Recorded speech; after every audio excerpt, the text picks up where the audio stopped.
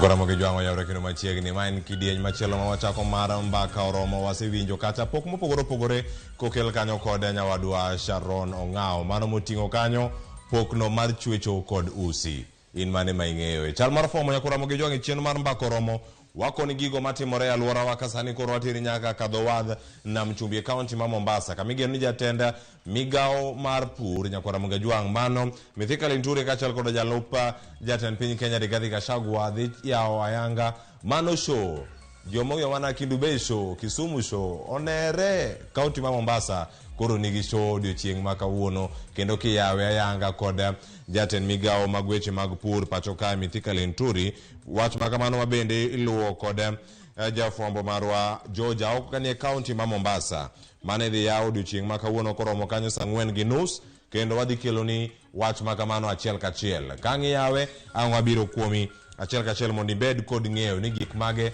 ma waluoni odiochieng'ni ma kawuono Ramogi jwang kamachielo warito mondo mi warangi ni gik mage matimore counties ma opogore opogore koro ka Ramogi jwang ma en county ma Siaya county ma Siaya nitiere chochni e chenro mag arita kwe jafwambo magwa mantiere county ma Siaya luwo chenro mantiere kanyo kendo gimedo nono giman debed ni timore jodak e county ma Siaya ahinya jogo mantiere alwora e chiro no mar Kodiaga market koro giywak kata ka giwacho ni arita kwe nok e chiro makamano kendo koro gikwayo telo mag obila e county no ma Siaya mondo mi ochopi kendo ochwal chenro go mag duoko arita kwe obede yo moro makare mano timore ka mana thuolo mokalo mano tieno ma piny odugo kawuono dukni moeo kanyo 10 ne omonji mano dukni 7 ne omonji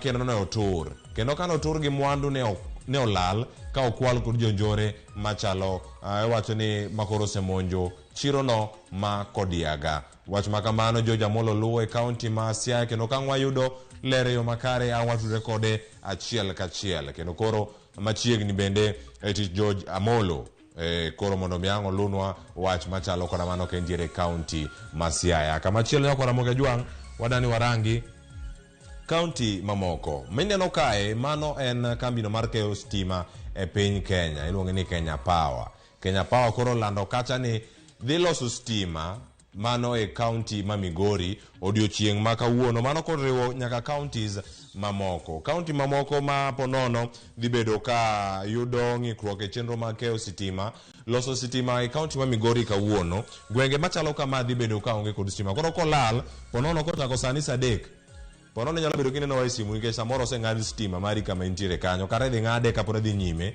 ng'amo ng'eyo samoro intiere mana kata kochiegni ng'ade gwengego ma osingo Masara chiro Mukuru chiro Nyabisawa Girls Sagero wacho ni Bondo Nyironge wacho kanyo ni Giribe ni kanyo Apilo Got Kweru Market ni kanyo Kidiva Ojele Hospital ni kanyo Florence Hotel ni kanyo Oruba iwacho ni bomba ma Migori te dhi bedo ka onge sitima kaka machielo nitiere Migori TTC Bansi Chiro G4S mano ofise gi man kacha Ombo kachiel koda Migori District Hospital rango kacha kamachielo bende Migori High Court Migori Prison iwacho kacha ni apise mag DC Migori County Offices to gin bende odiochieng' makano gin gi chenro moro koro kiani gidhi tiyo gi generator koso oyo iwacho kamachielo bende wacho ni Kenya Women Migori branch bende dhi bedo ka onge stima kachiel koda National Bank Cooperative Bank dhi bedo ka gionge stima odiochieng' ma kawuono saa 3 sani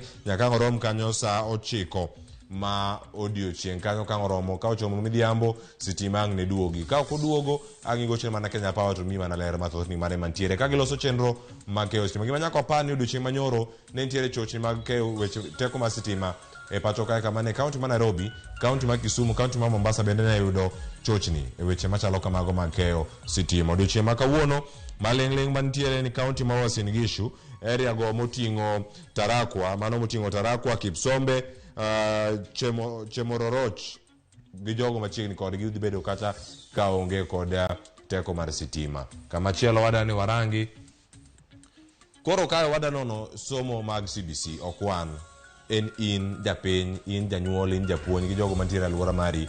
Nono somb CBC dhi nyime odiochieng' ma kawuono e kaunti ma Homa Bay. Inono somb CBC mano kaluwore gi chikno mabende nogol kod jatend piny Kenya ka put mag oganda maromo 40 kod ochiko nogol mondo owuog oko som paro kowuok kuom jokanyo e sekta ni mar somo.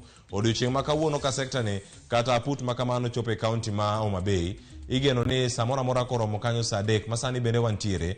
Romo ma kamano dhi chako ayanga e sikul no mar Homa Bay High School. Kanya kama romo no dhi timore odiochieng' ma kawuono.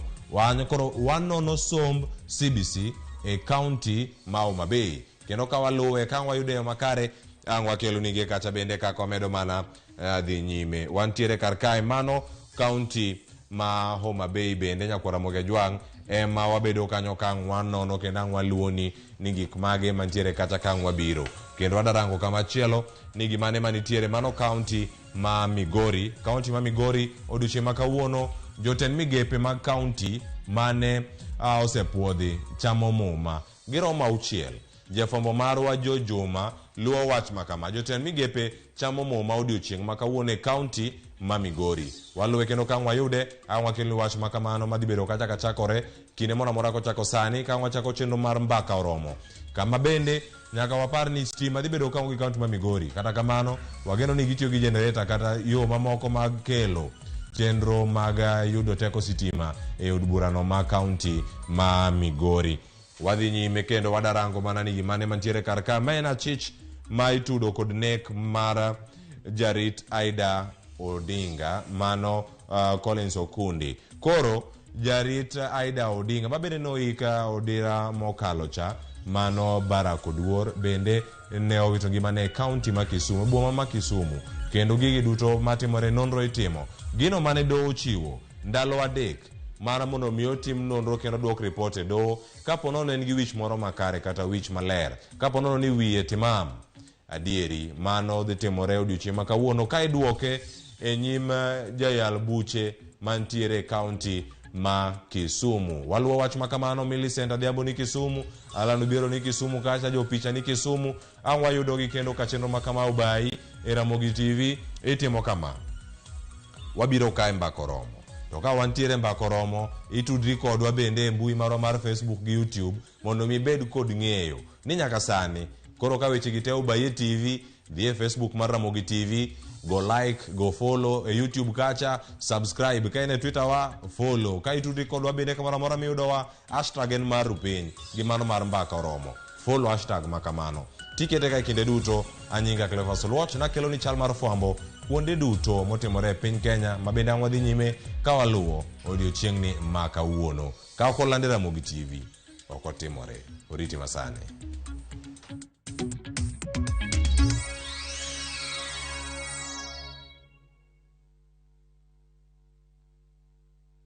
Collect fare kwa boda au matatu ukitumia ViewPay cashless na uqualify for bima ya 100,000 shillings pamoja na medical cover ya 20k na permanent disability cover ya 100k kwa 5 bob pekee. Dial *236# today to start using ViewPay cashless.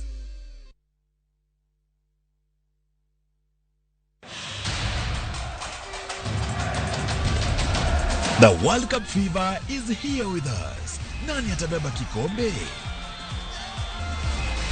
Will it be defending champions France, host country Qatar, 5-time winners Brazil, Lionel Messi's Argentina, ama will it finally go home to England? We already have the games on shabiki.com. Weka prediction yako sahi when the odds are still high on who you think will win the World Cup. Ushinde chapa. Mapema ndio best. Strictly not for persons under the age of 18. Betting can be addictive. Play responsibly. Shabiki.com is authorized and regulated by the BCLB. License number 416. Shabiki.com.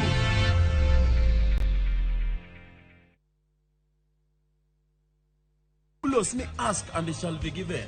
Me knock and the door shall be opened. What does it mean? Request and it shall be given. Wangini wakelo ne request kende yani ni yoro text, yoro message. Number ma studio en aria deka uchelo nono. Ma entie dero. the house of rumba.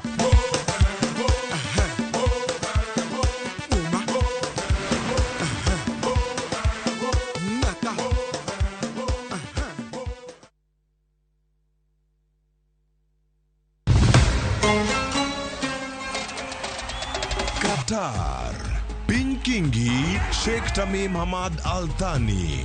Timbe 32 rakore ka wengegi giketo e okombe adhula mar nyadhi e piny mangima. World Cup. Obiro bedo tim mar Brazil, France, kose achiel kuom pinje Afrika. En mabiro kelo okombe no kuom thuolo mokwongo. Adhula ogoyo tach. Kete mana e kuku World Cup, wuok tich nyaka tich abich. Saa 7:30 odiechieng'. E Ramogi TV, Citizen Digital, to kod View Sasa.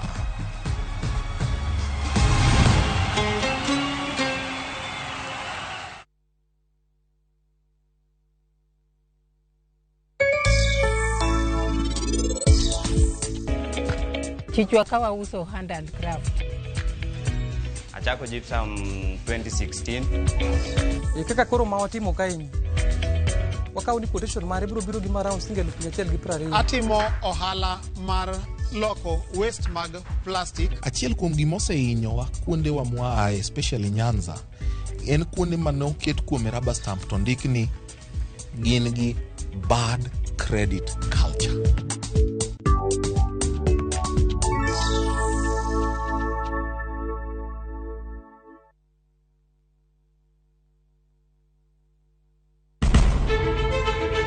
Penj laktar ok en ka chenro moro amora. Wach mar P2 emergency pin monyo gino kapere mene giketho system. Wakelo ni achiel kachiel lakteche man gi lony mar arieya e weche ngima dhano. Koro ka goyo picha to dhi nyisa kind lekene.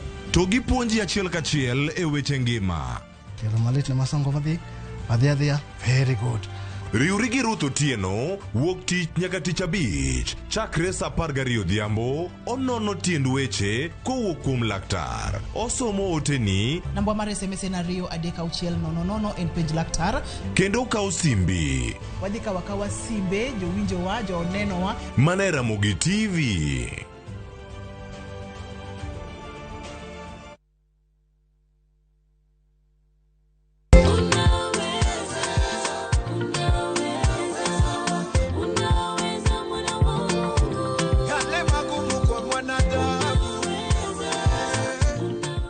Unaweza kupata wimbo wetu unaweza kama sikiza tuni yako. Unahitaji tu kubonyeza *811 *415#.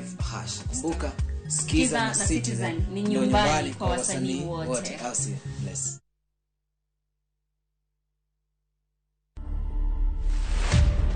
Mimi naitwa Gitonga Mukonji. 35 years, yes, ni mtu young lakini bado ni jamaa amejipanga. Mzee alikuwa dereva tu wa bus. Mimi ndio kijana ambayo watu wa Manyata waliona watanipea nafasi. Tumetoka constituency ile iko na the biggest population. Ukitaka vizuri kwa siasa usipotelee watu wako. Na ningetaka kuambia vijana wengi ujisukume, ujitume mpaka ile wakati maneno itaingiana. To watch this story and more, download the Citizen Digital app today. Kenya's #1 app, Citizen Digital.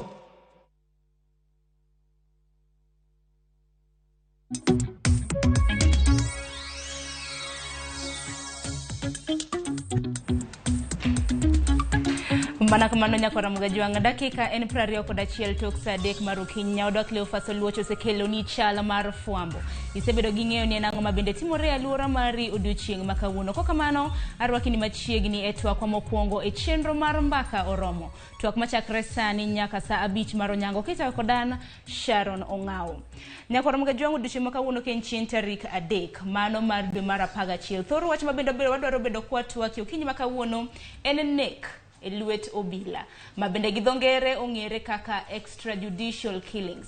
Nonro mabende otim koda duol mano mok mar piny owacho mano bende kedo ne ratiro mag oganda mapacho kaindi mabende ong'ere kaka Independent Medical Legal Unit kata mnakiero IMLU. Wacho ni oganda maromo 109 oselalo ngimagi e pacho kaindi e lwet obila mano mana higani mano chakre dwe mokwongo nyaka dwe mar 6 mano mar higani. E kind oganda 109 92 kuomgi gin joma chuo ka 17 gin joma mine. Okang' ma kamano kata mana ketowa e okang' machalo nade nyaka sani ing'eyo ni obila 9 mabende mawuok e bad obila mar DCI bende nyaka sani itimo nonro margi kaluwore koda nek mago mabende itudo gi godo ahinya mabende timore e lwet obila. Nyaka sani nyaka Ramogi Juanga pachi nang'o kaluwore koda nek e lwet obila. Mana kaka pile lai magwa mag ote machoka rede ka uchiel no mbui mar Facebook wantiere achiel kachiel iyudo wa Ramogi TV. Tudri koda bende mbui mara mar Facebook iyuda @Sharon Ongao. Okiny maka wuono kan kenda ka mar kramna sumo paro ahinya kaluwore koda thund wach mar odiochieng' makawuono. Antiere koda welo ariyo. Ayudo thuolo mar bedo koda jatim nonro mabende en jakanyo mawuok e duol matimo nonro mong'ere kaka World Association of Professional Investigators. Nyinge en Tom Nduku. Nduku roki ni machiegni. Erokamano. Mayango mari mabiro Ramogi. Nyaka kwango kawuono nyaka uchake. Dona wagombo mondo ubedie. Kendo koro wamor nikech oganda wa bende nyalo winjo gima wawacho moloyo dho ngere. Machiegni. Erokamano. Tom Nduku en ng'a? Tom Nduku ni en wuod Ugenya.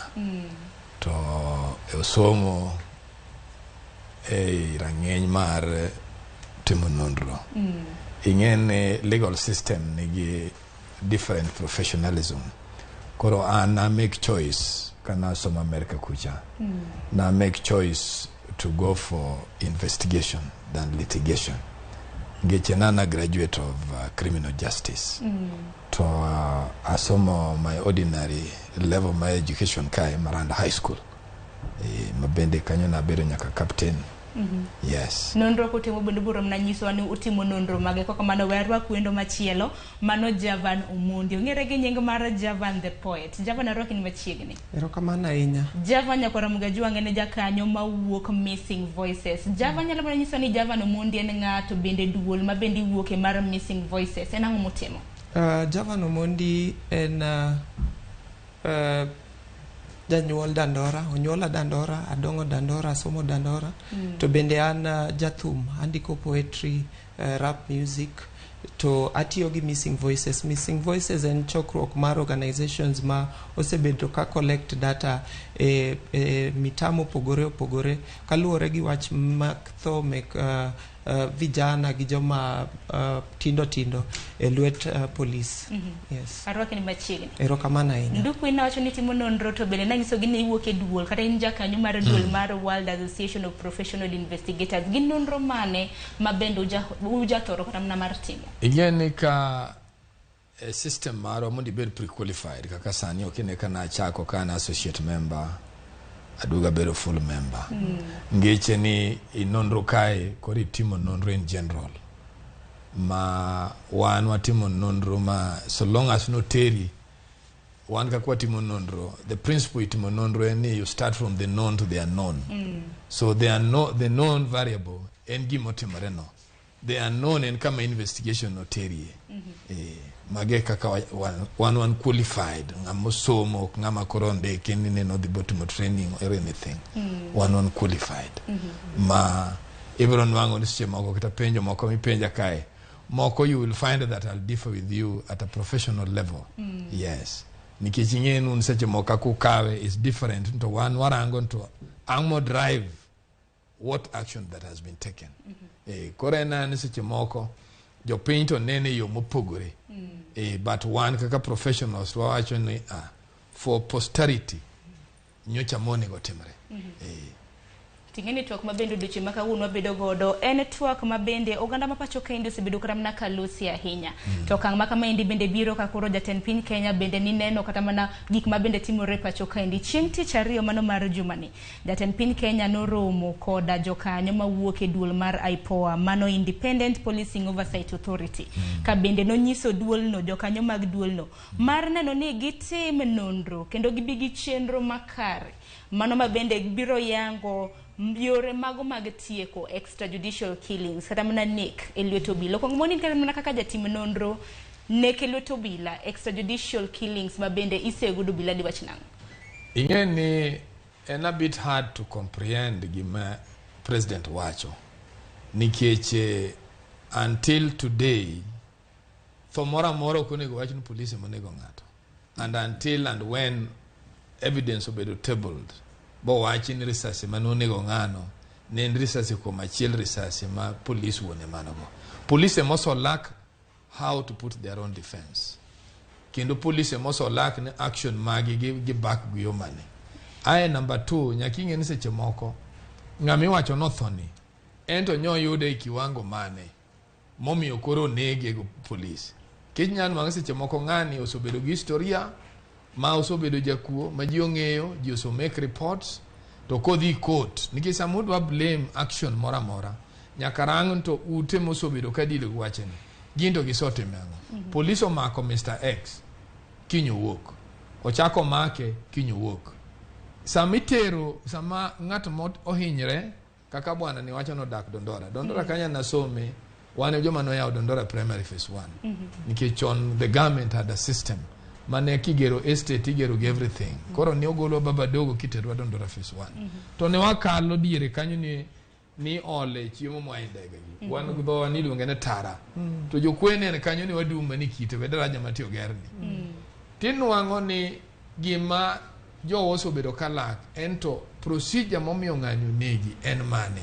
What are the youth system masani wano iwinjo mane gima aipoa giro nego bedag data kechana nyalo paro kwa dongo wane wadongo kwarango prospect ma piny gima drive ji crime nitie wane wadongo kwarango prospect ma piny samane wadongo cha ni dongo kiwacho ni dwa bedo kaka ndalo cha Masege manego mpira idwa bedo kaka Masega koro ne wang'eny mpira ori dwa bedo joginda sing ne wang'eny riembo mtoka ma mabatni nikech magi gik mane biro gi season gi.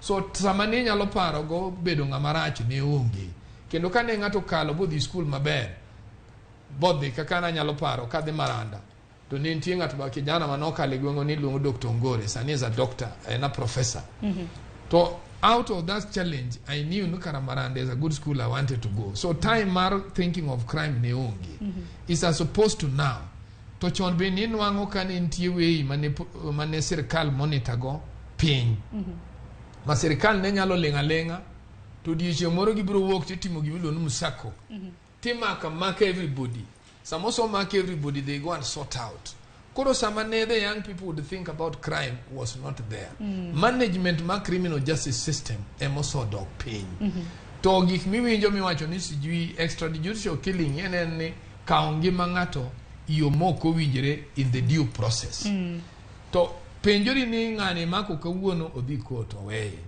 kinyo make odhi koti weye nikech jopiny bende richo jopiny sama ng'ato kwalo kibede to ringo dhi ka police ka police osogang'ani boteri court koro en kinyo onge okodhi court imiye summon imiye bond no dhi court okodhi court leo kutandala beach katandala uchiel ng'acha koro chuno nyaka we ko weye osodhi jela osotegno koro kane jakuo ma pickpocketing koro donji mabonde iwinja koro gini dongo to dongo mos chopo kama koro police bedo piny nikech nitie actions moko ma police are being blamed to individual policemen ok nya timo gi ka ongi makoro kata mana ka winji kama ne ndukite mwacho ni nitiere kata mana moko kuom thoe moko kata mana thoe moko ma bende nitiere ma bende timore kata mana lwet obila en kaluwore gi maundu koso itemo wacho nang'o gima temo timore niya ing'e ni kaka thoe moko gima police osotimo marach en ni thoe moko nitie ma justified iwinja to gima gitimo marach en ka thoe gi osowuok to gipondo go iwito ng'ati pi they should be justifying their cause. That's why there are police officers. Mana kar dogi kanyo ng'eni bende ibiro loso koda kata mana kapok penjo kata mana Javan penjo kaluwore gi duola mano mar IPOA gi mano mar obila en duol mane bende ni timo kata mana nonro makara hinya kaluwore koda nek makamagi ma bende timre lwet obila nikech sani bende kaluwore koda kata mana jopiny bende giwacho ni ywaruok e kinda IPOA gi duol mar obila mong'ere kaka Police Internal Affairs Unit and man ibiro bedo kata mana kinyisowa en mana ni Javan in bende wuok e duol mong'ere kaka Missing Voices akini Missing Voices ni ene duol mutime ang'o duol mar Missing Voices gimotimo mang'eny to kako wache ni nitie tho mang'eny matimore e lwet obila iyudo ni samoro olaw vijende 2-3 e yo miwacho ni suspected criminals, but in the long run gikone yudo ni ng'ato go risasi kapok obedo verified ni ma criminal. Kata kamano ka wawach ni magi jok mano mak kanotimo makosa mokwongo ama otimo makosa diriyo, ntie kako nego bed ni luo justice system. To kako wacho ni there is a problem, there is a very big problem, nikech iyudo ka kuom adek ewi abich ama adek ewi auchiel minego, there is no due cause miluo mayud ni ng'ani ne en gi bunde, to ka ne en gi bunde the shooting no notimore nade mobedo ni ng'ani onegi. Ibo yudo ni mara ding'eny ka ng'ato negi tiyudo kata bunde moyud kuome gin bunde ma ok ti. Gimoro moyud ka en fake. When bunde no en gima fake, ere kaka chopo ma neg ng'ata achiel, neg ji ariyo, neg ji adek, to gini timore pile pile. Nikech for the last 3 years wasebedo kwa collect data e communities. To data gi wa collect sama ng'ato maki. Ntie jo mimako. To sama ko mak gi tiyudo ka polisi yudo koket jogi e police station. Nonro gi utimo stesendo bila koso. Wawuoyo gi dhano modak e mita to wadhi nyaka e police stations nikech mondo wa verify ni ma criminal. Ting'eni ding'eny yudo ka dhano paro ni human right defenders gin jok matetea jokuoge, which is not the case. Gima watetea en due process. Ko yud ng'ato to wach ni en a criminal, do we verify and for sure ng'eyo ni ng'ani en criminal? To ka en criminal to ntie evidence, itere court, itweye. Ding'eny yudo ni jogi imako tiweyo. Kako wacho no iweyo nikech police ok tim due process mar yudo evidence. Samoro be jomonego bed kacha mondo bed witness mawach ni ng'ani ne en jakuo adier onge, matiende ni jogi onego we. To ding'eny yudo ka jogi igo risasi, jitho, jomoko wite e bunge, jomoko wite aora, but we cannot tell exactly ang'o manotimore mondo chop kanyo. Matiende ni police tiyo gi power gi omoko nego bedi. Mana kar dhoga kanyo kama na penji nduko ni IPOA noseromogi jatend piny Kenya mano juma ni kama bende koro nagise yango ni gibiro timo nonro makare mano mar tieko nek mabende itimo go obila. Duol mochung' ne obila e pacho Kenya National Police Service kata bende ni ntiere obila ochiko bad migao mar obila mano mantiere kwa chikich mabende nyaka sani timo negi nonro pok wawinjo kramna ka giwuok oko ayanga mar chiwo kramna milome kaluore kod okang' makamano. Ing'e ni IPOA nigu mistake on their own. Kiche IPOA gin jomo ne ben rango gimomi obila ok nyal timo an effective process. Mane tijigi iwinja. To IPOA wega ni gin ginyalo na deal with police mosondik. But they fail to understand the problem mar police mar any system in any country starts from the word go. Recruitment mar police marachi Kenya ka. Why is it that between Jomanendiko early 70s, nyaka around 1984 or around 1983, were never careless policemen, were never bad people, to crimes been NTA, but there was etiquette on how issues were being approached. The problem also bedoka ma IPO ni go take an index about. Eni nyalo nwango ni nyalo dhi gweng moro kta thurwa kucha sana. Tinwa ka gweng no 80% gin police. Kuri penjo rinto jogi mano nyuol mondo bed police kende gi. Kose nitie kaka gibedo recruited. Tinwango ni gini kirange back, tibro doko on the background, tibro nwango ni seche moko kide on the background. Tibro nwango ni nyathini ne nyathima kano somo to chando. Ero ikode jonyuol ne ukedebo oyudo a passing grade. Koro wodu waya gimuru duong kata wodnera gi kata baba gi. Kori wacho no kao nyathini teri police. Koro timbene richo to mede nyaka bonde. He must not be a good person. So IPOA should be looking at that. Nike gino ne ogidil ge character ma police. Koro nego ginge ni joma gitemo ge investigate gi. How were they recruited? Negi donjo na di police. Nike sani ki kao index ma police ma Kenya kasani. I'm telling you, you will find 60% in relatives. Very close blood relatives. And we can't have a system in that nature. Even John police, can anyone give me police ne dongo? Ne ngate dindik ni kese chemokini miduongi odu. Tisoka no pain. To onyulu nyuthenda ngwen kata beach. To jogi benya kasum. Koro the immediate job ne nga maja puonj go bedo police kata bedo jalwen. For you to take care of the family. So you are getting a job with a responsibility machuni nyaki discipline nyaki reach teach. That's why neno kakta chon management of criminal justice system nenga process. To gimoso ketho gigi and the manner of recruitment. Iwinja mane kama ipo ni go deal go gik magede gagi so they cannot achieve any purpose. Nike gibro neno ka joma mon go police for no good reason. Number 2, IPOA kata na ker ma piny I don't think was well informed. Because when you want to make a case, only make a case when it is elaborately investigated. Your mothogi, give extrajudicial killing, yes. Police is just a suspect. It's just one of the arm that is being suspected. But manoja Fwambo mawuke piny Pakistan mungere kaka Sharif bende kano chiel koda magina gi obila no se yangore nyake lela mwacho ni negi mistake gi ng'ato to kine kama ne maduki go back on the recruitment. You understand? Nikeche joka wacho negi chiwo alarm of a vehicle to jogi wacho ni they suspected no mane mutoka. To mtoka no beno ken kram na rangi mano chala kamano lala cha. That's what I'm saying. Koro kirango mano is part of the recruitment. So IPOA okunego dhinu one word na victimize jogi. Nke jo Kenya ka bere nye gimi moko ma onge tiende ma joko so admit there is a mistake. So people should be dealing with the error. Error mano timni ngani ni recruit nadi. You understand? Because them joka we gito poko admit ne gitimo error. Ngama admit en jatendgi. There was an error. But joka wegito nini ngamano recruit. You understand? Because you can't erect a roadblock and you still want to shoot. Roadblock ko be erected okay give me pange kidiki and tienya kachoma. Mamto kana okunyal ringo budhi beyond. Mane actually when you send somebody like me as a crime scene person to gimako ngoranga and the ingredients. How did you erect this roadblock? Kechu roadblock okunya bedo kidi. Man is no roadblock. You understand? Mani ngama ibeo negochaji. Nikichintie kaka police erect a roadblock.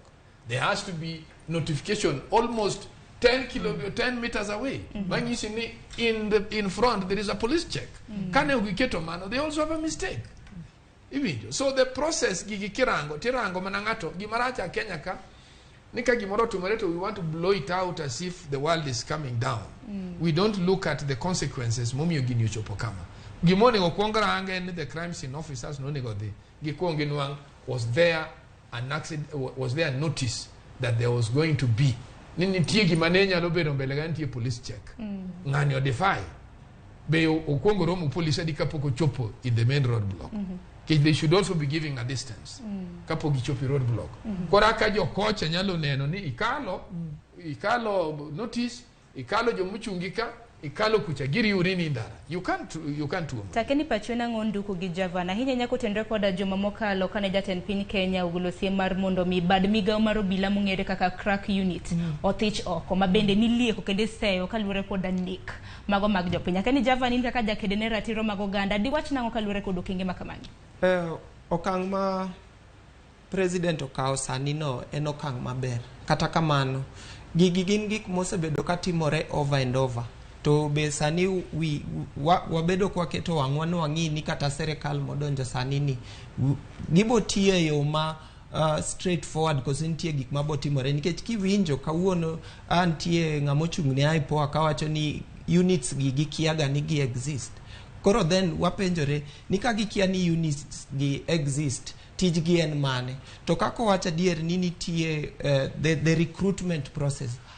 The other problem lies the training process. Nikech yudo ka jogi most of them gibedo trained ni gimak gigo ji bunde ti yudo kata jok mobedo recruited mo opkete system mar police gin jogo madhi e tijni kok gidwar ochopo sama sani dhano ichuno gi tijni inyisi nikech ni ngama no fail dhi e tijni koro giko ne en ngama nigi resentment koneno ngata mtama chalo ka ngama succeed to samoro chunye pe kineno ka giyuare temomiyo pile ka pile iyudo ka gin gidhi out of the system iyudo ka ng'ato samoro dwa inyise no rwak uniform wuoth go mta nikech sama kichunga tirwako uniform tanyalo chung nikech ang'e ni ma en police tibo yudo ni mta ma wanegi polise mang'eny ok dwa rwako uniform. Koro inipo maka ng'ato chopo kuom inipu, samoro ochungu, to ng'at machungo ni, kako chungo ni opogore. Miyo vijana dwano ringi, yudo ka ng'ato paro 3-4 dichiel. To sami wuok no, kichako ng'wech, to ing'e ni mtama wane, samoro wawacho Dandora, Mathare, Kayole, iyudo ka gin gisekete pach gini, ojende gite magi criminals. Ko yudu kubet kamoro uyueyo, to gikawa kani magi jo mapango kaka dwa kwelo. Tunango ni kata mna paro no biro kamani. Ngeni bende nyaka bende nyis kata mna jopiny nikech ka ng'ato yudi mana kibeta beta inibeti iweyo samoro go kata mna mbaka go siepegi. Paro makamano mienjo ni kichang. Adier onego wachak kwanza kwa ng'iyo ni kata piny mawane, situation mawane chal nade. Truth be told, tich onge ne youths. So many of them gin jomo dhi school, gin jomo graduate, to gionge tich. Kwa yudo ka samoro ng'ato mondo bede ot pile for a whole month, for a whole year. Gimanyore kamoro achiel gikusanya, giparo ni tang'o mwanya timo. But iyudo ka gibedo victimized. Sama vijende osebet 3-4 5, samoro onge gima gitimo marach, samoro be gitimo gimarach ama pachgi ok ler. But mondo mak gi ama askari chop kuom gima penji ni tang'o mutimo ka, un jomage, udak kanye, jonyuol ni kanye, shida en mane, nikech keto kata security mtato iwacho ni community policing en mbaka monego jiogo kamoro achiel. But iyudo ka jogi gin gibiro gi force ma en excessive. Iyudo ko maki tidwa ni iteri kamoro amora, igoyi, iyanyi, to kinyne okinyal rito mondo maki kata ka onge gimitimo. Duka keni pachena ngokaluore koda okang' mabende siem mabende mano William Ruto nobiro godo mar mondo mi othich oko bad migawo mano mong'ere kaka police crack unit mabende niseyo koda nek mag oganda, extrajudicial killings. Ing'e ni ker ma piny okang'e ni ng'ama no informe. Ing'e ni if you look at karana the current DCI, internal affairs department ma police en migawo mani buo National Police Service. Kendo kane gin gan issue to nene obeni Inspector General on that report. My worry is why was that report not made public until and when there was a change of leadership? And then the same person nemadi bedo DCI. You understand? Two, okange ni urango special unit ni on the basis marnek kata urange on the basis of expertise. Nikeche a special unit unigo bene en gimobedo formed marango rang'eny mamalo kaka investigation onego tim. Ngeche nini gen ge time to analyze crime much deeper than the way a regular officer would go on the ground and get it. Ngeche nita ko sort him investigation to nego non back what really caused this. You understand? Ine okagi makoro thango Kenya ni used only go team with that special unit. Tingeni gimomi opoda nyalo miyo jogi a lot of doubt. And magi gene gina nduru migoyo according to me as an expert because jogi onge postmortem moso golo no bonde ma resource manogo gi o ai bunde ma police. Iwinja. Bwa nwang no police no or import this gun book in Kenya kama nyocho tiyo to T station makalo. Because that record should be there. You understand? Ingeno watimogi moro mwaburo encourage akiano bende waso study mindset mar ordinary citizens majo opinion. Nitie diere moro kama mongiki ne kinyali we kidonjo. Eno dak dondoro ng'eyo. You oneke ido matatu iniwendi chulo pesa stage kanyo. Iwenigi. Iwinja. Kidar idwa the estate moro ichulo pesa. Kidonjo ichulo pesa. Iwinja. Kori ng'eyo nitie kaka sirikal ing'enu ne makoro kete motegno no extrajudicial killing. Ing'eni gini kirange ena thomo yudre moko luwo due process no teri court bukot wacho no negi. Iwinja. But nitie thoe moko maseche moko condition can demand. You understand? Nikech life maji are threatened. Kaineno kata mana obila ochiko mabende sani kore timo negi nonro don kore seyo gi lala. Kata mana nyaka sani poko yudi kata mana ringre margi mago maga oganda mawuok e piny India maga ng'wen mabende na gintiere a part of president's campaign team. Makosa manyodwa timre ma I don't know poka somo girgino maber. Ani ng'en gik mag Kenya gisimo kano aka gin very low in terms of analysis. Pokasomo girigino maber, but kopo nitie kaka ne gi communicate with your tendegi, then there is a criminal intent on that decision. Manoto they are liable for an offense. To mage ingredients muni gorango kumach momi moka mang'eny. To nango mi no biro sani Java. That's what I'm saying. Emo mi winjo ka wacho ni special unit oweka president oweka gini kaka gima okawe no ngeche ni kara gibe giso tugo giwa kabisa in this country. Kecha special unit and a unit muni go be need take very experienced and elaborate investigators, people who are qualified in different discipline within the system or investigation. Iwinja ngeche nen ningeni seche moko you would give me an information. And when you are telling me about the information, energy in information, let me give you like a case Moroma na Temo Taita Taveta. Where Musungu Nugulo Tojo Pino Ngelo. Tojo Pinja Koro da kaka squatters. Koro in found position manewana gono Musungu ni Nugulo Tojo Pini be wacho no nyongoloaka. Koro we are to marry the two. To everything and you pre-qualify. Ma title enogo and everything. Koro no chopo kama koro awacho no kelio title ni abenane. Koro arango that title. Tane no ka entry number 8 wacho no yudo loan in 1964. Mano title size all estate. No yudo loan in 1964. Tabi back to the Attorney General's office. Register of business. Tapenye nunu wang na uru, mia uru, CR12 of Makabini. Tanu wango na ibero registered 1972. Ngechene jogi no yudo lo, kapo gibiri Kenyaka. And police were just buying it. Magima akonya kajo penino. So gima duong ma President Onegorang. And I beg to differ with them. They should sit down. Okunika gimuru much to koro iwe ni koridwa ketho gimaber. That special unit any important to ko deal kode yo makare. Gimarache ne sani otude gi extrajudicial killing. Ngeche ni formation mare was ill from the word go. To gima mumi opoda miyo jogi ginene anakaw gi makosa reyo. Nego ngamaje ku ojakuo. That is the truth of the matter. The only thing that the police can be charged with, why couldn't you bring him to court? People can reason on that. There is a minister who is in charge of security in this country. That is his purpose. Okay, come to go court, no bet of his kanyo. He is supposed to defend such kind of causes. Number 2, kaongato tidi inuango ni otere ipi. Iwinja. Omuno wangiri mayala. They remain the suspect. Nikich ano kanya ogumaitika. Bakalo okta na limuru kama kupenya ni maiti nena. You understand? Those are areas must show guilt on them. To giwegi emomyo ni donjo negi. Giwegi emagen go makosa. So gimone gorang ni why giminya charge kanyo ten why did they act carelessly? You understand? Again murder it will be very hard to prove. I can assure you that. Even in the murder, there has to be so many ingredients to be studied. Nyakabintie a planned thing. Nikech murder ngimi ngeyo. Oken thoma o porini. So gigi nyakarang. To bendorange ento character mangani. Ngante ento so nigo jadi. Ngamine go gani. You understand? Koro angi manyalo kwa yo president. Gik mangani timore batenga president of the country. Otem chiwo leadership. Kachanyo chodwaro jo my experience mondo bed kode piny mondo briefe kapoko chopo kama chopeno. Kech what of kind investigation obedo different. You understand? Tingeni gimoro ne Kenya ka ma jo nyuolo kuyie gan nyathina ne rach.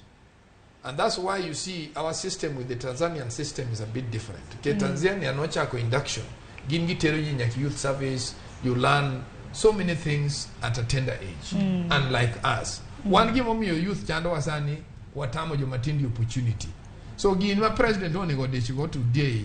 Magingen no kungen one wala intelligence. You understand? Mokuango president ubed pin with your intelligence of this country. Kech magejo masomo data, magejo marango economic crimes, magejo marango the well-being of a human person. Bon nwang nto jo komiye case problems of each and every area. Kora ko nwang what is bringing this?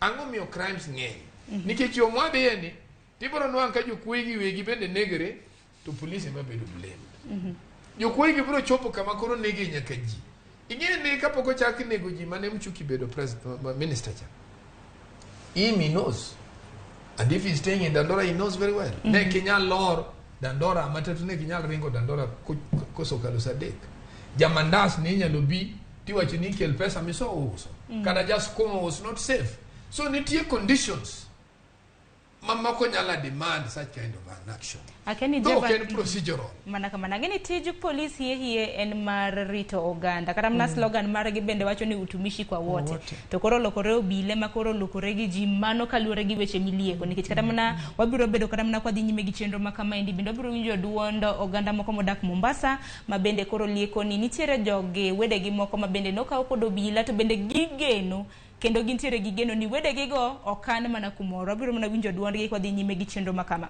akeni Javan kaluore gi in pachi nango kaluore koda seyo bad migao mag obila makama bende wange ni bad migao mano mar SSU gi flying squad bende iseyo kaluore koda nek mag oganda gima timore adier en ni units gi are very very involved to mang'eny matimore gi to nikech wasetimo nondro wasetimo data collection gima watimo kapok owuok oko ma wacho ni tho kama obedo extra an extrajudicial killing we follow through mwang'e ni ng'ani nomake nang'o ng'ama nomake sadi to nonege kanye to kata katiyo gi example for example Dandora kama antie ama Madhare kama wantie gi joma watiyogo ama Kibra timorega ni nitie mtokni masani yudo ka polise tiyo gi mtokni ma okobedo numbered GK kori yudo ka probox okalo to mako vijende ariyo wang'eyo nikech samoro dhano ng'eyo police ging'eyo ni ma police en mani kawuono okorwako uniform ibo yudo ka ng'ani omaki ti iwuotho kode mtaa for hours iyudo ka samoro dhi obedo dumped kamoro goye weye samoro iyudo ka moko obedo captured mak gi police iwuotho kodgi for days over 24 hours wakia kidhie police station makama omake Dandora kidhie police station ma Dandora oonge kidhi Kariobangi oonge kidhi police stations mantie around that area gionge duto matiende ni police ma also gima wase confirm nintie police ma tiyo gi criminals yudo kan tie police ma miyo criminals bunde masama koro investigation osetimore to gima be onego wawacha dier ni kata police unit ok ginte police maricho masama koro achiel kuomgi ama ariyo kuomgi mako liud gi criminals neno ka koro ng'ani dhi maki to kes ni dhi yuda dier to gine kende magilokore gi jokuogegi to ginego gi to emomi yudo ka nitie bodies madhi as far as yala nikech ka ng'ato body ng'ato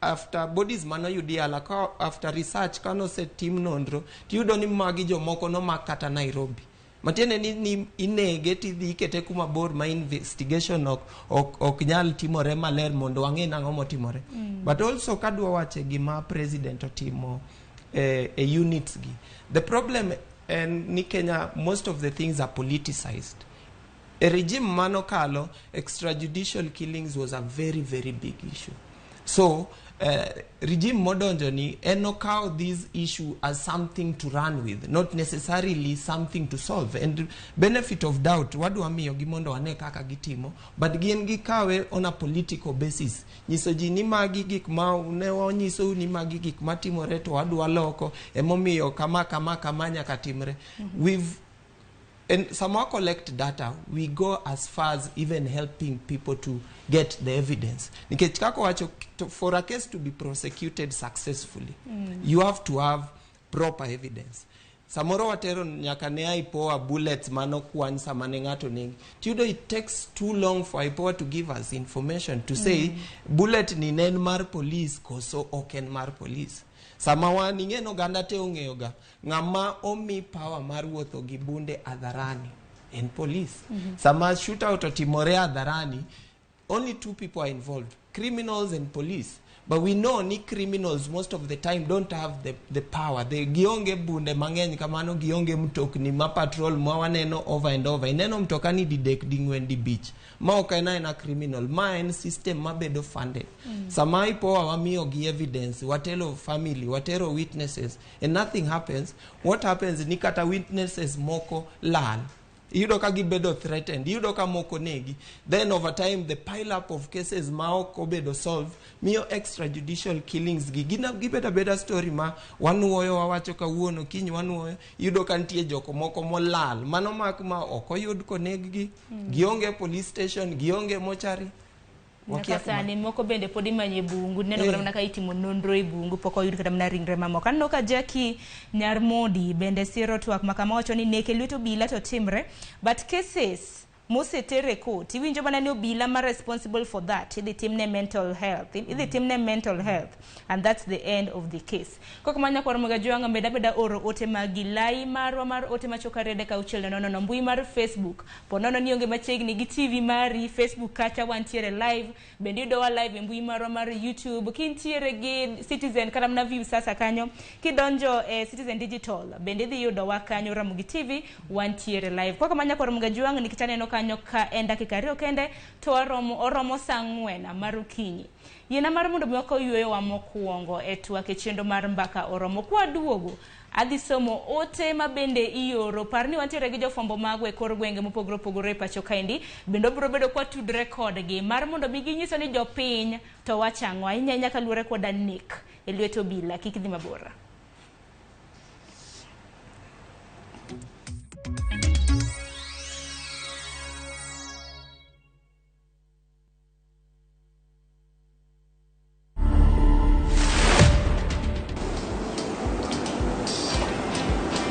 Yeah, I really enjoyed my growing up because I lived with my relatives around. It was fun time. I communicate using my hands. So with my family and relatives, communicating properly with them, that has been a big challenge. The biggest challenge I've seen is many deaf people cannot read God's word. As we really try as much as possible to produce Bible literature in sign language, I would really encourage my fellow deaf people to learn. To watch this story and more, download the Citizen Digital app today. Kenya's #1 app, Citizen Digital. 3, 2, 1. Ngeso kangeso chakre sade kokinyi enseche mag.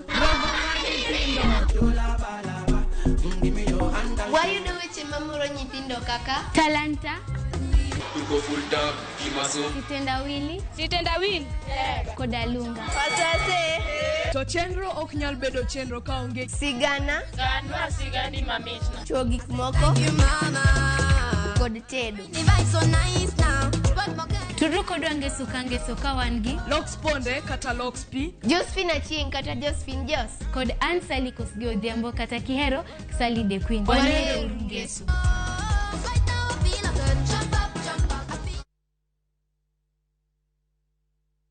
The league tables are taking shape. Winning on Shabeki.com is getting easier. Enjoy highly boosted odds on the English Premier League, French Ligue 1, Spanish La Liga, Italian Serie A, and many top leagues only on Shabeki.com. Kuwa Shabeki. Play now. Strictly not for persons under the age of 18. Betting can be addictive. Play responsibly. Shabeki.com is authorized and regulated by the BCLB. License number 416. Shabeki.com.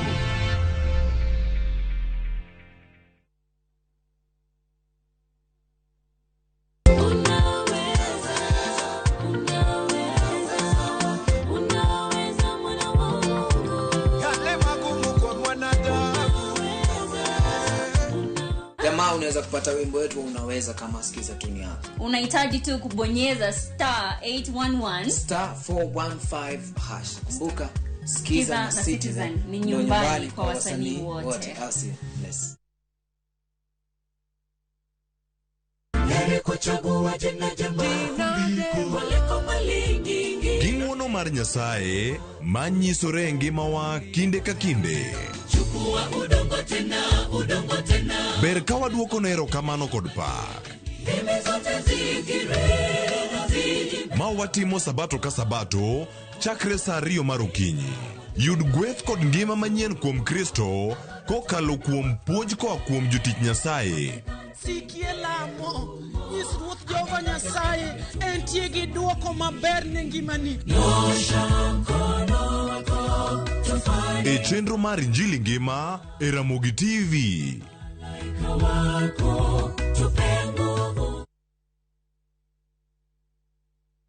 Collect fare kwa boda au matatu ukitumia ViewPay cashless na uqualify for bima ya 100,000 shillings pamoja na medical cover ya 20k na permanent disability cover ya 100k kwa 5 bob pekee. Dial *236# today to start using ViewPay cashless.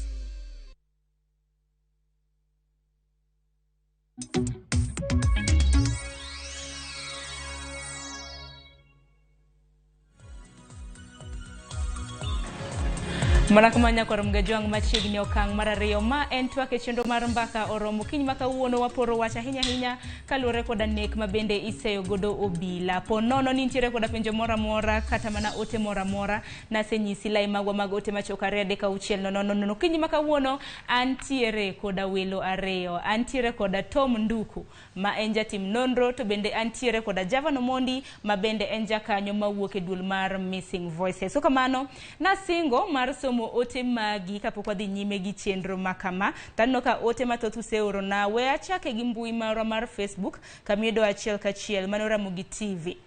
Abiro chako koda ote kamara nyango makopia jagogo Katuma. Iwacho no obila osehinyo ji mathoth omiyo nyaka migi chik mar rito tich. Injinia Lazaro Kanyamboki wacho ni tij polisi ok yot ahinya.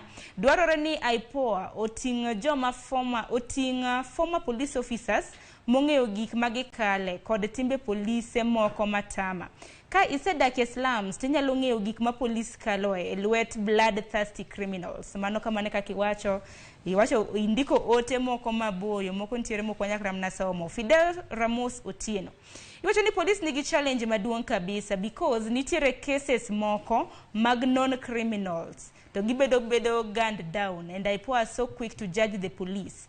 To some of the same criminals are causing havoc to the community to IPOA okudwa wuoye. Wanana moko kuom ote miyoronwa e lai magwa mag ote machuok aria deka uchiel no. Dick Technician iwacho ni amor gi chenro makawuono ni onego migi chike mager matayo gi mondo waduok chien nek ma auyaye. Jojo Dhiambo iwacho ni ukelo nwa twak makare amora inya kaka welo ma ukinyi makawuono losero kama nainya. Kwa kamano pod wadhi nyime gi twak makama. To twak mabende adwaro mar mondo mi wadonje wadhi mana nyime gi twak ahinya kaluore koda thund wach mar nek e lwet obila. Sani kata mnako kapok wadhi nyime gi twak ntiere oganda e county ma Mombasa mabende wedegi bende dolal mabende koro giseo ni wedegi samoro ntiere lwet obila ka bende gigeno ni samoro dinegi kamoro to ibiro mana goli kendo gikwayo piny owacho mar mondo mi otimo okang' makamano mapiyo. Kwa kamano we wawinjane kaka na gitwak mano odiochieng' manyore county ma Mombasa. My husband was taken by a killer cop called Rashid. Alienda na yeye akamtoa from Mlango Kubwa to a place called Wanjas yenye ni between Mlango Kubwa and Pangani na hapo ndipo alimuua. People must take accountability. You killed somebody outside the law. You need to be prosecuted. He is investigated, he is prosecuted, but bigger than that, the person who ordered that service be there needs to take responsibility. Nyakora mgajwang magogen manamoko kuom oganda mabende nolosa hinya nyaka luore koda nek e lwet obila. Winjo kanyo miyo mabende loso kanyo wacho ni chuore kano kao to luongo nyaka nying obila mabende oseo ni nokao chuore. Kata kamano negi wacho ni gin gigeno ni jogo eko wedegi mabende nokao nitiere kama udini negi manego bed ni piny owacho konyogi mano mar yango. Nduko di buonja to king'eyo gima chanda ni ikieta gi gima ng'ato wacho to endo ko wache endo ng'amo ni gini to character ne chal nade. Ing'en mane gima laki investigation. Ing'en gima wawinjre uru kapok blame actions mosotimore gi warangi unto jogi to ne gin ng'ano chien ka what have they done to this thing to come. And this is what I expect IPOA to do. And I'm talking from a professional point of view. I'm not an activist, no. I'm away from a professional point of view. I remember even during our time, when I can't go any democracy on the Berika.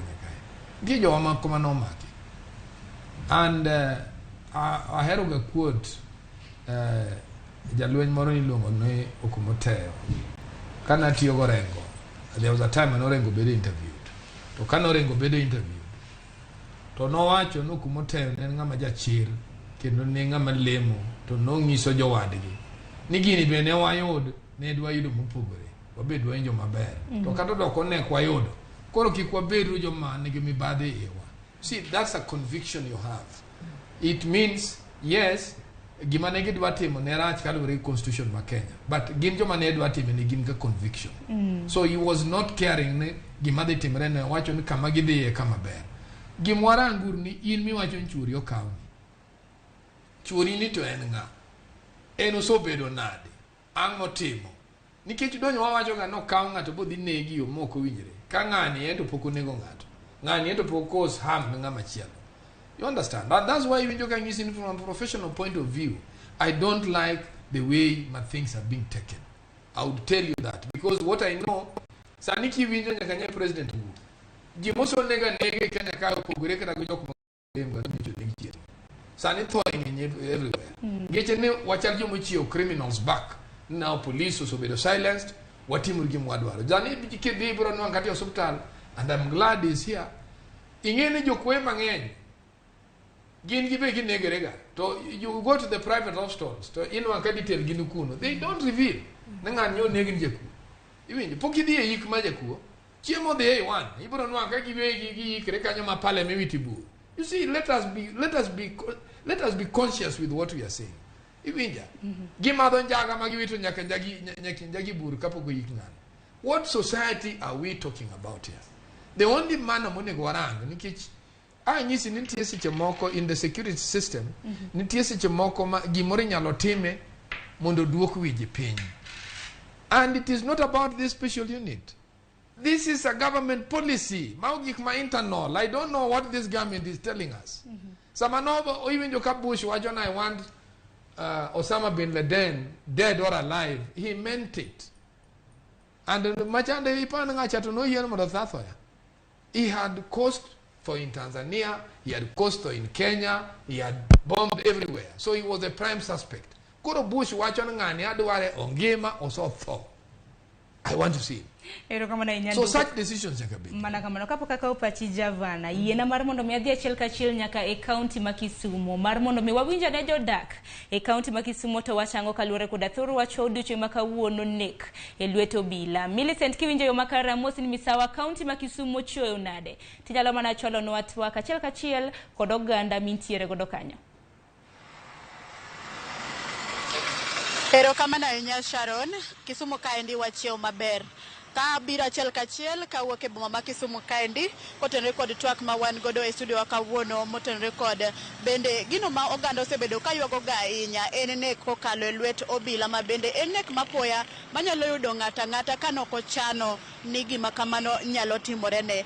An kod jogo ma bende ochung' ne kedo ne ratich oganda ma bende ang' ne miwa pachi kotenore kod wach kod twak ma wan godo e studio wa kawuono mondo wawinja ni to gin to giwacho ang'o ewi wach makamano to paro mane magin go magidwa golo ma bende gidwa ni ochope lwet it obila kod jogo mochung' ne kedo ratich oganda kod oganda bende kotenore kod ywak makagi kacha ma bende oseneno.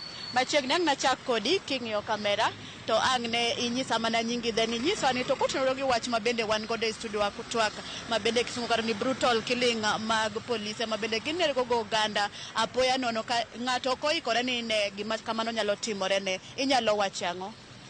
Wawe amaki. Erokamano Ramogi kuom thuolo makende ni kendo keto ne oganda mar Kenya mondo wayanga weche ma polise osetimo chien kae.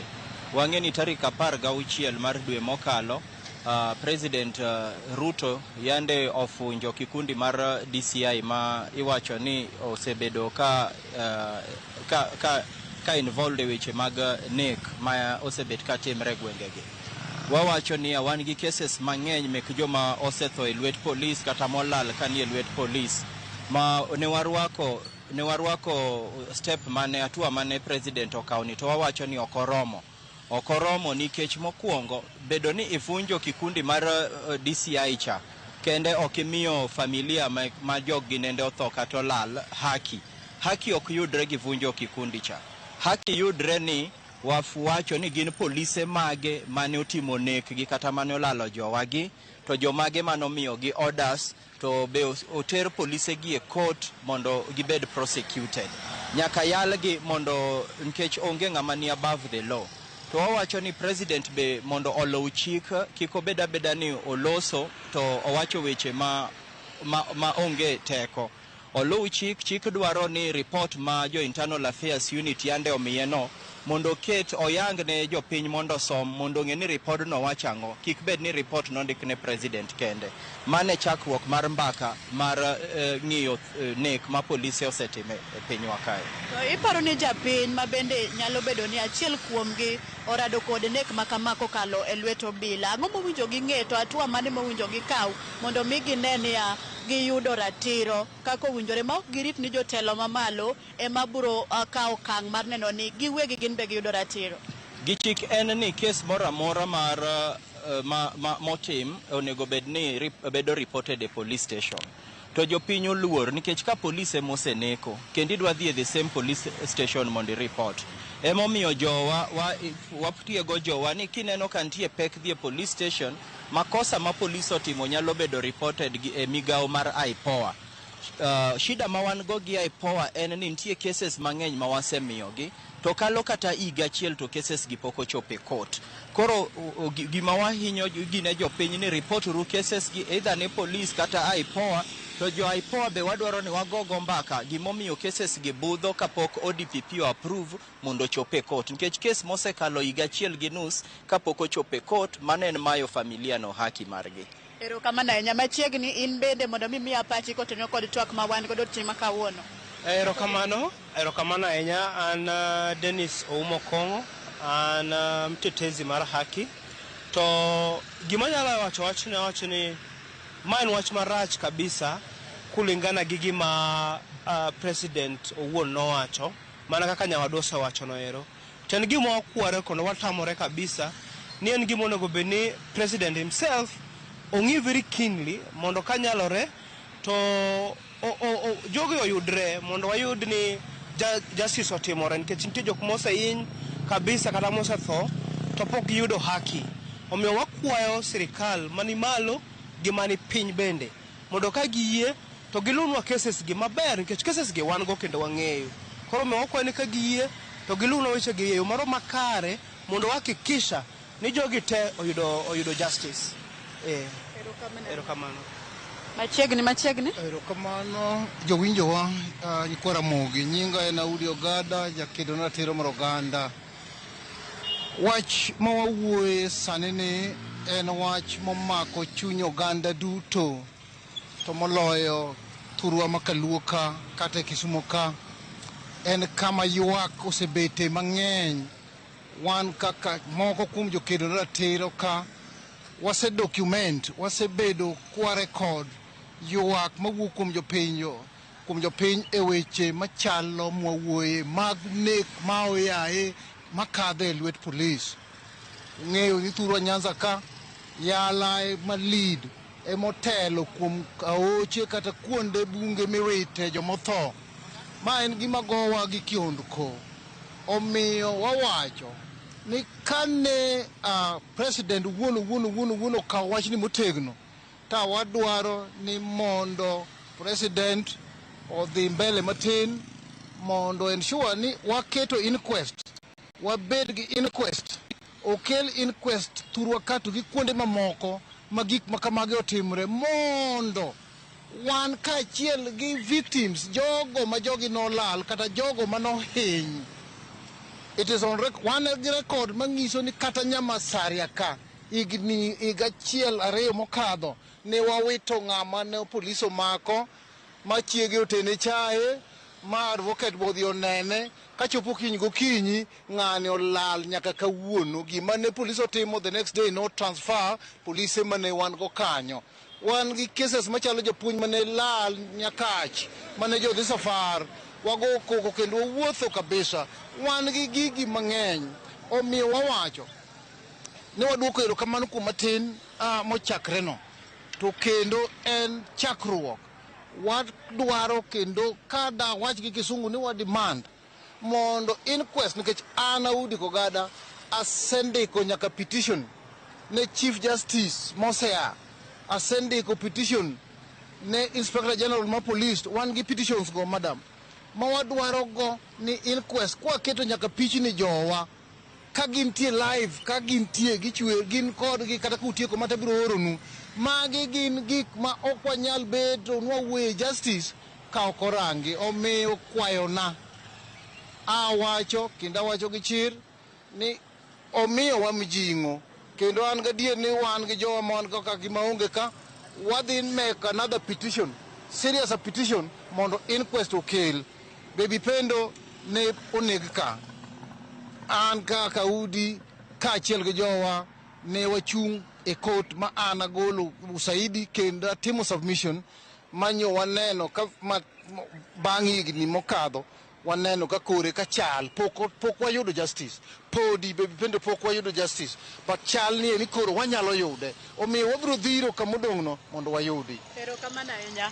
Mana kamano Sharon kaka isewinjo moko kuom paro kod dwaro ma bende jogo mochung' ne kedo ne ratich oganda mondo mi giyud ratiro samoro amora ma bende ginyalo onyal roch ratichgi osewuoyo kendo kwayo ma gin godo ka ionge penjo moro amora ang' ne abi kuomi kanyo mondo idhi nyime kod kelo twak ne oganda mondo oganda bende seche neno wasani gibed kod ng'eyo kotenore kod weche motenore kod ne kama oyaye kokalo e lwet obila kod gigo mowinjo tim mondo oganda kata familia duto ma oserado kod masira machalo kamano obed ni nyalo yudo ratichgi. Ka kamano Sharon inyalo dhi nyime.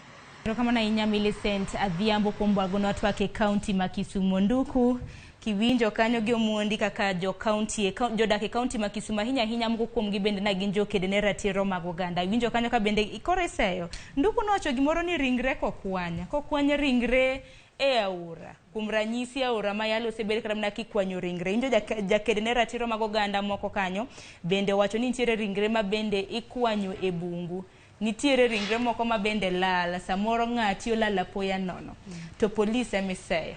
Nduku nowacho ni polisi ok nego bed ni seyo ne gimoro amora. Kia ni Nduku pod nitiere gi paro makamano? No, ing'eyo maybe kapok bwana wuoyo ing'eyo ni Audi ang'e maber kendo Audi no akedo go mondo reforms obi.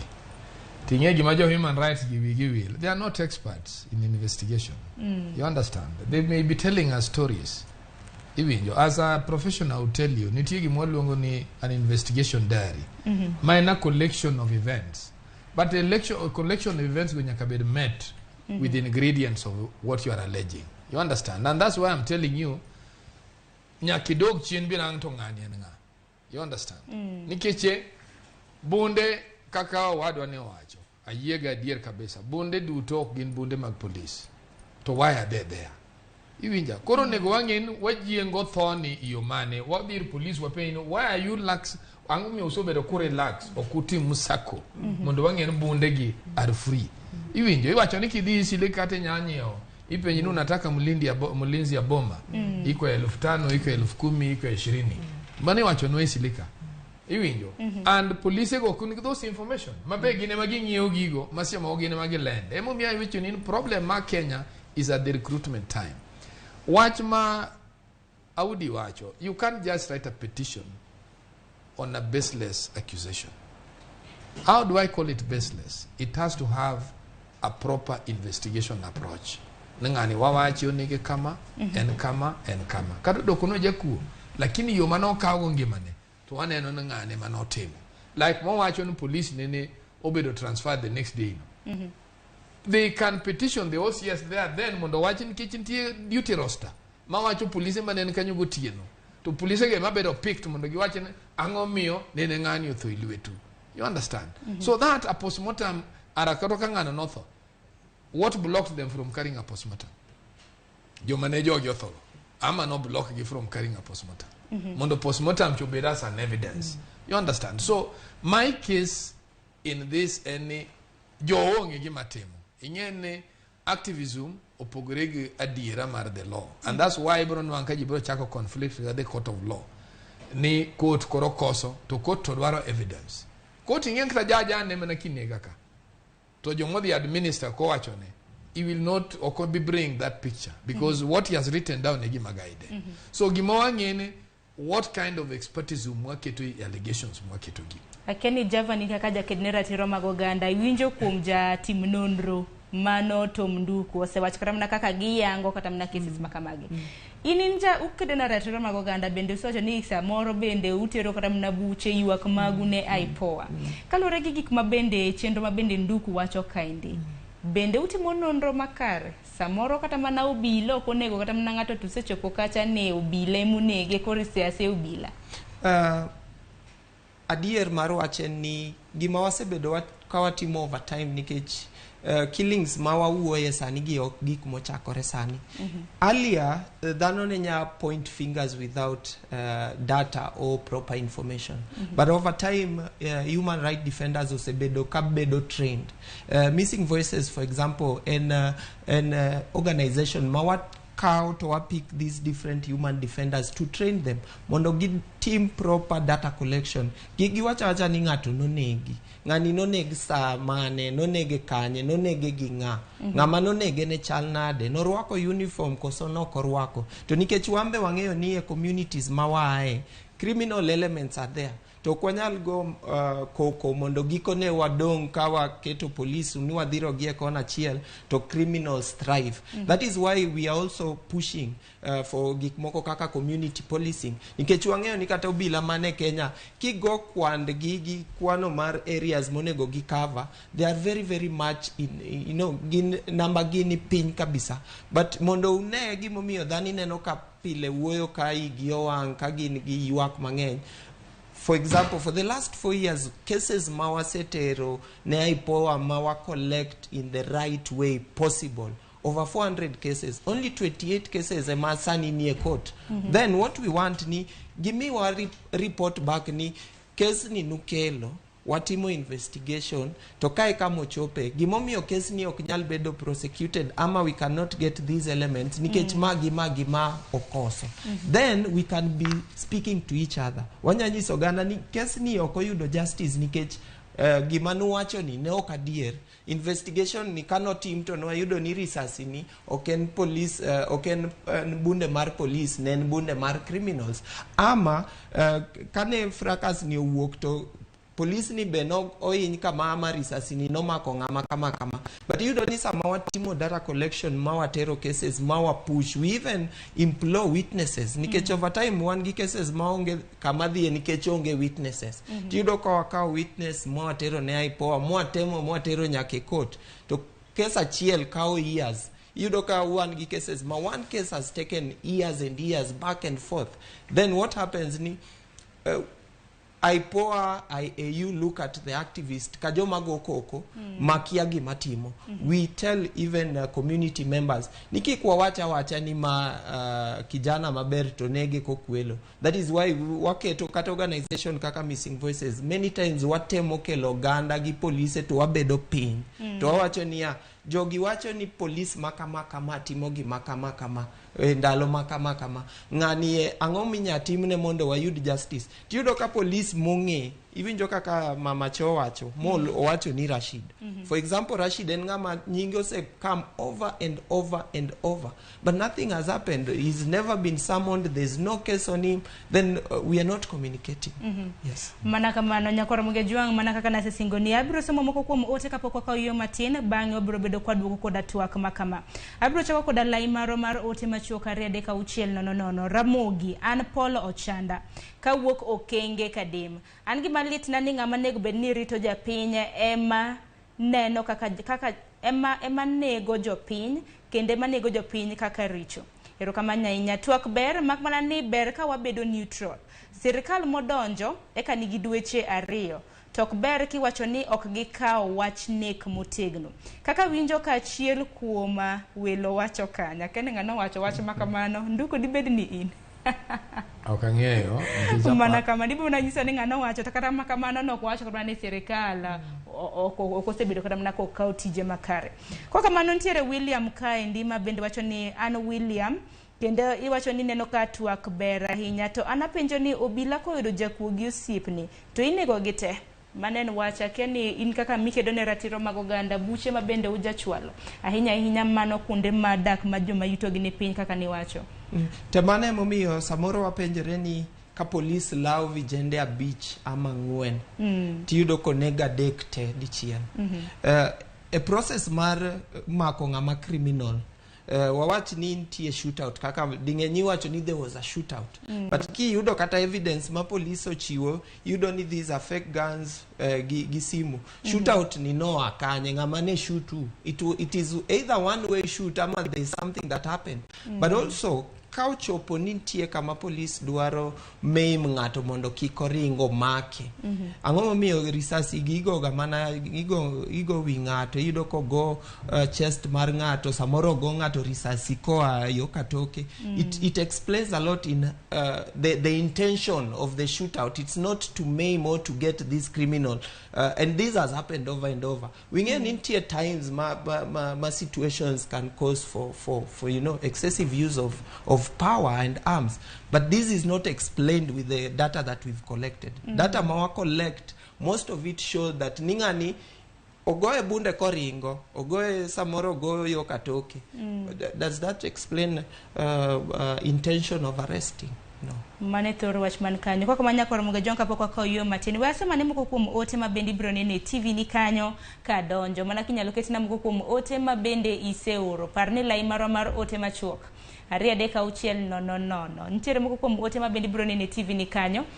Thomas Zeku iwacho ni anelisha Nyalombo ka wuok Uriri en gima lit ka police negi nego nyaka innocence to jomoko bende timo timbe ma promote gi anega apana mana gima nitemo wacho kanyero kama na nyakom otegi Dick Technician iwacho ni amor gi chenro makawuono onego migi chike mager matayogi mondo waduok chien nek ma auyai ero kama na nyakom otegi janeno mara machielo mogi kapok wakao yo matini Jackie Nyarmudi iwacho ni nek luto bila to timbre but case once oseter a court apaja ni oseter a court iwinjo mana ni obila ma responsible for that podi the team ne mental health and that's the end of the case tapo kata no kone obila kende kata mna ngata mabende samori seyo koda nek nyaka timne kata mna mental health nyaka tim check up kapo ni pachele kata uwi gimaracho jothurwa ko ng'e gima loye ing'e ni ntie nek ma janeke monegi mano ng'ama koto nyal waste time mudwa winjo. That is mago deaths makorio nyalo wacho ne they are a surprise to the society. Mano mumi ipimo wi mondo nwang ni you are a person of sound mind magimanye timo ni konwang makosa indeed karane timo marach ni time whether king'eyo or ne plan koro jothuro ne ong'e gima loye and I think ni gima owadwa ne wacho give amor good data magi collect but opoka winje kama wache data mar this individual nangani makoro bonde chwade ni ento nen kama this is what he has been doing. I don't know whether they feed IPOA with that because Manuka is lacking. That's why IPOA can now not take much because IPOA kusamote run DPP nyakarang both sides. Ni gimi wacho ni en magma ingen gima duong wach mar extrajudicial killing and I believe ni ngato comment kanyo ngicho neno kama chalno despise gima president timo. What we are saying serikali okay one nyoko independence nyoro ma serikali must have succession. Some of the people now who are leading have been part of this government. Moko nyalo wacho ni humanity merege nokia kada kane na lone voice in the room but no ngeo. You understand? In the extrajudicial killing unless and careless, that one I want to tell you en gima bedo sanctioned to nyakobed sanctioned at a very high level. Geche nenga menace makoro it cannot be controlled. Jo pinyo bed and ruling ineno kaka der dio moment jo moko koro dak ni Mombasa okinya chulo otangogo mago chokeloga those kind of things gimanya kwa winjire ne ere kakwa di bedo good citizens mondo be ne kanitie such cases to en one in a million kiko bed gima wamiyo ji time iwinjo wan jo piny bende nyakwa non ne tango mi wabed exposed to this circumstance Koro nego wawinjire ni mokwongo wabed joma disciplined in society. Why is it chon ne jok negre? Why is it ne chon? Inge ne kaka sani anyanyi sintie charge moroka ma police luongo na free. Ai wagore kodi tidhi romo police to ndiko ni P3. An bende kenda bira nwango police mama ng'eyo ndiko na P3. Waduto wadhi court. Iwinja or case no watieko kanyo. Tinge na ante makwinyi. Ante magoyi. An be mahinyi mogi. Kendo kirangta na degree mahinyi go thoth molo mara. You understand?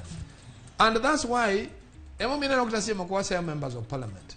Niki gik monego gitim gin gikia. Gin gidonje siasa moko matindo tindo maonge tich. The kaka South Africa. South Africa kidi in assault case. They don't just look at ne ngani nogoi. They look into provocation marital nena. What brought this war? That is more important to both parties. Mogoregi. So gimone goranka kawachma extrajudicial killing. We want to know whether we have rogue police officers or we are employing wrong people. Emomi authority work okabal. Kose one go problem in recruitment. I'm telling you, gikmina no my pone goranga. I pone go make sure no more kuongo. Samidi ngati ndi ku teach. Owe go lo bribe. Owe bero wadi ngato. Oberi ngama is qualified. Samotere kajo beri induction. Kwa the area kaka JSU, General Service Unit. Makajo mwangeni can go and quell kamawiji so bire maraj. Them they have their own training. One ngato kaja CID. A criminal investigating officer kata machon mane wan go kane wadongo. No gin jok maniti yugo yo masanity yo police. Joka nenya lock out time to investigate a case. I'm telling you kaka na ngama timonono. Anti cases makidwa tera wongo send back the file to you. Because ndiye kamanyali investigate a case ba bed lost. Ba dog chien to where I started. Nikijimana paro choko. So I want to be clear. You understand? And as an investigator, I can tell you. And the cases masotim. I can tell you. The case manatimo. Kakama nengato wachone nyathio kumare. And when I looked at that case, the dear and wango nigi mo wacho true. But nyathine did to more level. I refused to give the result. To no page and why, and he's an expert. You know, look for another person. Nikech, I'm not entitled. Okana obliged Mundabed loyal to you because of your money. You can stay with your money. But you see, I must look at the progress of the society. I'm glad in Atheno Sanitimo engineering course in the University of Nairobi. That parent met me the other day, bought me 10,000 shillings some days back. Nikech na ngisi na nwango ongamo for chwanya rega daki ot koro gidwa don regi mongeti and gito gidwa affect. Namaki no me give continue to your progress. Koro nitie gik manyakarang. You see ingen kata sani giseo DCI machon.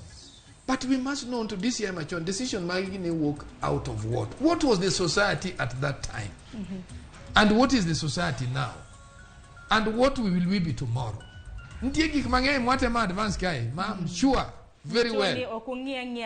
No. Nitie gik mwate ma advance now here. I'm sure this government will have a cry of the day. One guy youth that is not engaged, manyaluti ku school, but taking yangwen wakomo, kia kametichi nitie, or kia kamenya loedia pesa. This person you can't tell me niki way like that. Obrobero ngamaber. Gikmone gorango no ama serikani ni gorang. Ma was thinking ne president unigongi. And how are we educating our young people? How are we utilizing jowamuti kukulasa boro moko di secondary? How are we utilizing Jowamotieko all level moko the university? How are we utilizing Jowamotieko all level to go the university to nyalo the colleges mamoko? And then we go back. We find out too many funds that can educate these people. Why is it that sani kitimu induction anyalo mi Sharon? Kitimu induction sani be go back tibu mangu nini tie nyathimo so chulo fees any form 2 to so chulo fees nyaka form 4. To chulo gango.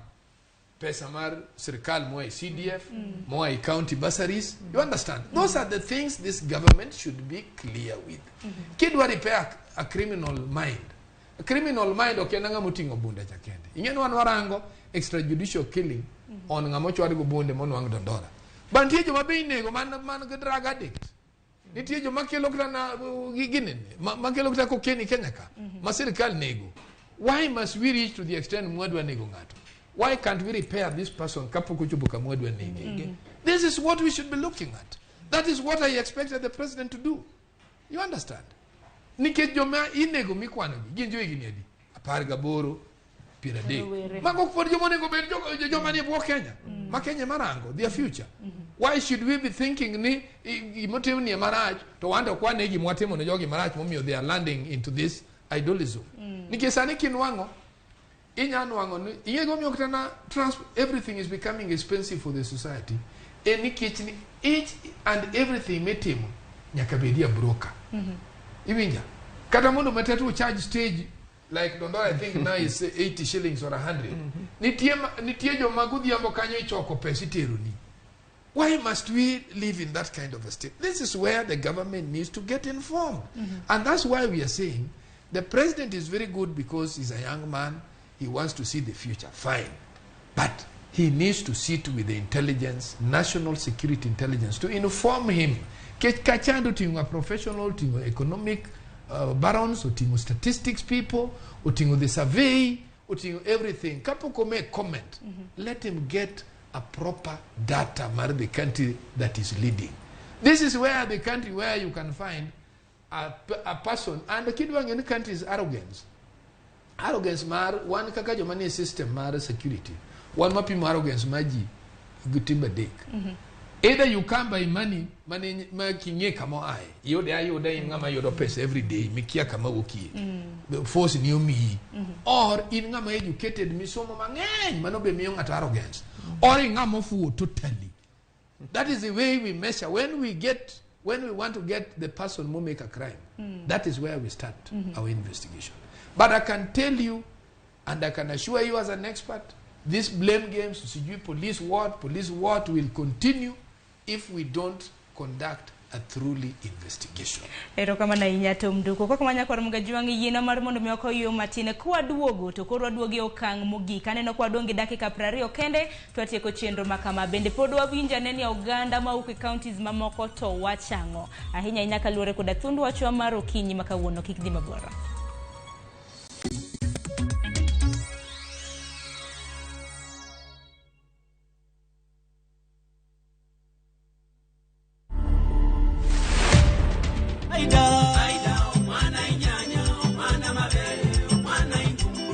It's a Zambian name meaning promise. I've been in music, if I count, is around 13 years now, because I recorded my first album in 2009. Our artists have not learned, they are not being realistic, and most of them, they wanapenda kuhepa originality yao kama culture. The message is encouraging the woman to stay faithful to the husband. To watch this story and more, download the Citizen Digital app today. Kenya's #1 app, Citizen Digital.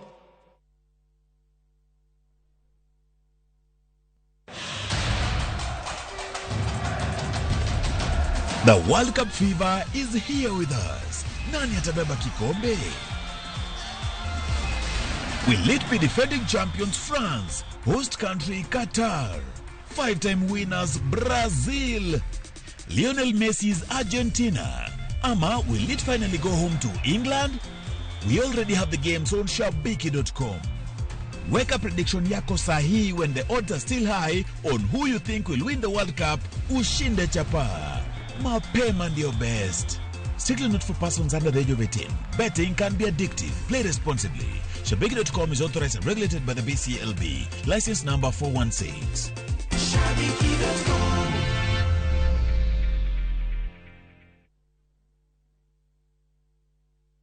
Collect fare kwa boda au matatu ukitumia ViewPay cashless na uqualify for bima ya 100,000 shillings pamoja na medical cover ya 20k na permanent disability cover ya 100k kwa 5 bob pekee. Dial *236# today to start using ViewPay cashless.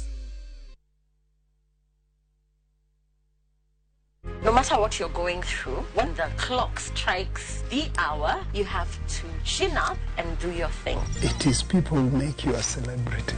You've seen them on TV, online, and listen to them on radio. But do you really know them? I still can't help but wonder what type of lawyer I'd have made. From humble beginnings. We had fun in Dandora. Those estates A1. To their success stories, I've become this highly sought, people calling, my good friend, come, how do you feel? And their struggle. Pain of sitting there with your child, asking questions, that pain is just on another level. Catch this riveting stories of your favorite media personalities on Behind the Mic with me, Cynthia Mwangi, every Friday on Citizen Digital app.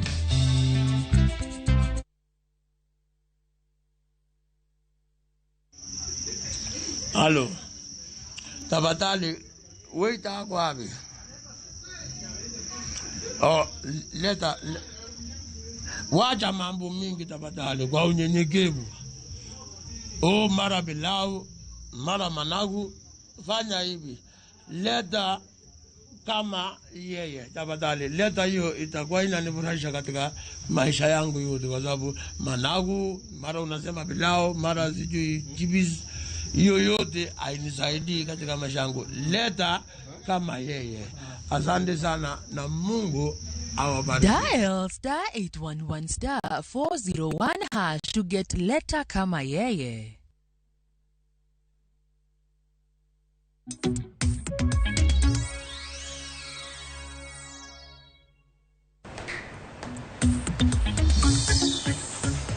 Manak manya kwa Ramogi jonga roki kendo ni machiegni twake nchenro mar mbaka oromo kinyi makawuono thor wach mabende watu wake en neke lwet obila. Kata kamano kapok wadhi nyime gi twak makama nikech aneno ka nego bedni watieko twak makama nikech saa bende mayo wawang'wa. Yiena mar mondo mi adhi achiel kachiel nyaka e kaunti ma Homa Bay kama dhi tudra gi jafwambo marwa Ali Abich. Odiochieng' makawuono e kaunti ma Homa Bay itimo nonro mar lai mar somb CBC. Chenro mabende nochakre chieng' wuok tich mar jumani, chenro manego bedni dhi nyime e kinde thuolo mar jumbe ariyo mabiro. Kwa kamano Ali Abich kiwinjo makaramusi ni misawa kaunti ma Homa Bay ochio nade to chal mar somb CBC nonro mabende itimo nyaka gi sani diwach nang'o oganda bende wuok ramna kanyo mar mondo mi gisum paro ahinya kaluwore koda lai mar somo makamano. Ali Abich mana kinyalo winja mose ni misawa okinyi makawuono nikech ang'eni itimo nonro mar lai mar somo e kaunti ma Homa Bay. Chenro makamano diwach ni dhi nade bende oganda bende wuok mar mondo mi opor wach ahinya kaluwore koda paro makamano.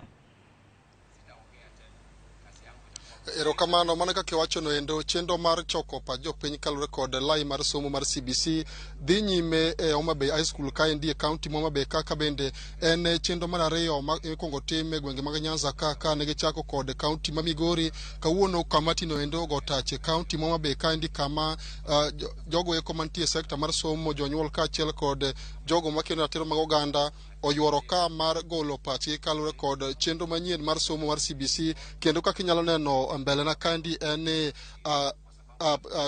jakom komiti no ende matimo mochung'ne chenro makamano e alwora mag Nyanza kaendi ngire Collins Odote dhi nyime kod chiwo ler kuom gigo eko ma gidwaro ni mondo jomoyuoro kaendi oluwre go e kinde masani koro gibiro dhi nyime kod chiwo pachi kaluwore kod lai mar somo mar CBC ka okoni ng'ata ni thuolo mar golo pache ewi gino endo moneno kaluwore kod chenro mar somo makamano. Bende an ka kod moko kuom jopiny mantie ahinya to mantie sekta mar somo kaachiel kod riwruoge mag jodolo ma bende oyuoro kae mar golo pachgi mondo ginyiswa ni to gin ang'o gini ma giikone komiti ni endi ma gibiro keto e mbele komiti ni ka omigi thuolo mar timo mano e thuolo mabiro mbele kaendi. An ka kod jakom mar interfaith community e kaunti ma Homa kandi Bishop Abraham Swanda Odongo jadolo una achiel kuom jogo eko moyuoro kandi mar golo pachgi kaluwore kod chenro mano chuwe kod jatend piny mar ng'iyo ni to gin ang'o gini monego bed ni timo e lai manyien mar somo mar CBC kaka riwruok mar jodolo Homa Bay kandi gin ang'o gini moikone komiti ni ma komiu thuolo to biro pedho e mbele gi. Erokamano ahinya. Mokwongo wan kaka riwruok mar jodolo Interreligious Council of Kenya gi Interfaith Committee Network mar dinde te gi yete wan jo ma muhimu wachini nikech dinde nigi sikunde, dinde nigi gik mang'eny machwalo somo mbele. Kendo wabiro ka mondo wagolo pachwa nikech nitiere wach moro machendo kuom somo manyien miluongo ni CBC. Mokwongo waneno kendo wayudo ni CBC ma kako kete sani mondo time nengo ne ni malo kendo jonyuol nigi gik mang'eny ahinya ma ok ginyal gikie yudo gik moko te madwarore mondo somo notimre maber. Mar ariyo, nenore nwa kaka jolemo ni en ting' mapek ka janyuol nyalo chako chulo fees junior secondary nyaka high school kucho mano dhi miyo jonyuol ting' mapek ahinya. Omiyo pachwa kaka jolemo en ni kitimo CBC to nego nyithindogi junior secondary otim mana i primary kama ne nyathi some, mondo kik mi janyuol burden mar chulo fee mar abora kata mang'ongo mapek manyalo hinye. Mar ariyo, nyithindogi be moko tindo ahinya, moko thiso ok pod dwaro rit mar jonyuolgi. To moloyo ahinya man e weche duto, wakwayo kendo wadwaro ni mondo mi opar malong'o kuom gik ma content mipuonjo nyithindo, nikech waneno ka nitie gik moko miketo nyithindo mondo tim moingo ik nyithindo kata moingo winjo margi kaluwore kod ikgi. Omiyo CBC ber nikech ogeno kuom ogolo were kata talanta mane nyathi, to wadwaro ni mondo mi oket lokruok kuondego nikech en ting' mapek, kendo en gima dwarore mondo ng'i mondo mi kuonde minyalo olosie ka wanyalo yie kode kaka riwruoge mag dinde. Tene gik miwacho gi eki usendiko gi piny makang' thuolo ma jotend dinde ochopo to biro pedho e nyim komiti ni. Usendiko gi piny kendo useiko gi. Wasendiko gi piny, wabiro keto gi e lwet task force ni, working party mar president ni kaka e yor andika, kendo wabiro keto gi e yor wach wang' gi wang'. Kamano. Bende an ka kod achiel kuom jagono eko mosebedo ka ng'iyo weche mag somo ahinya e kaunti mobe ka en Julius Omuga. In kaka achiel kuom jogo mosebedo ka ng'iyo chenro mag somo mabe kaendi, iyworo ka mar golo pachi kaluwore kod chenro mar ng'iyo kaka inyalo losi maber lai mar somo mar CBC. Isebedo kigolo ywak mopogore opogore weche mag CBC. Ok ang'e ni odiochieng' ma kawuono gin gigo eko mage ma duol ma utiyo keto ne komiti ni endi ma mondo mi one ni chenro ni odhi e yo makare.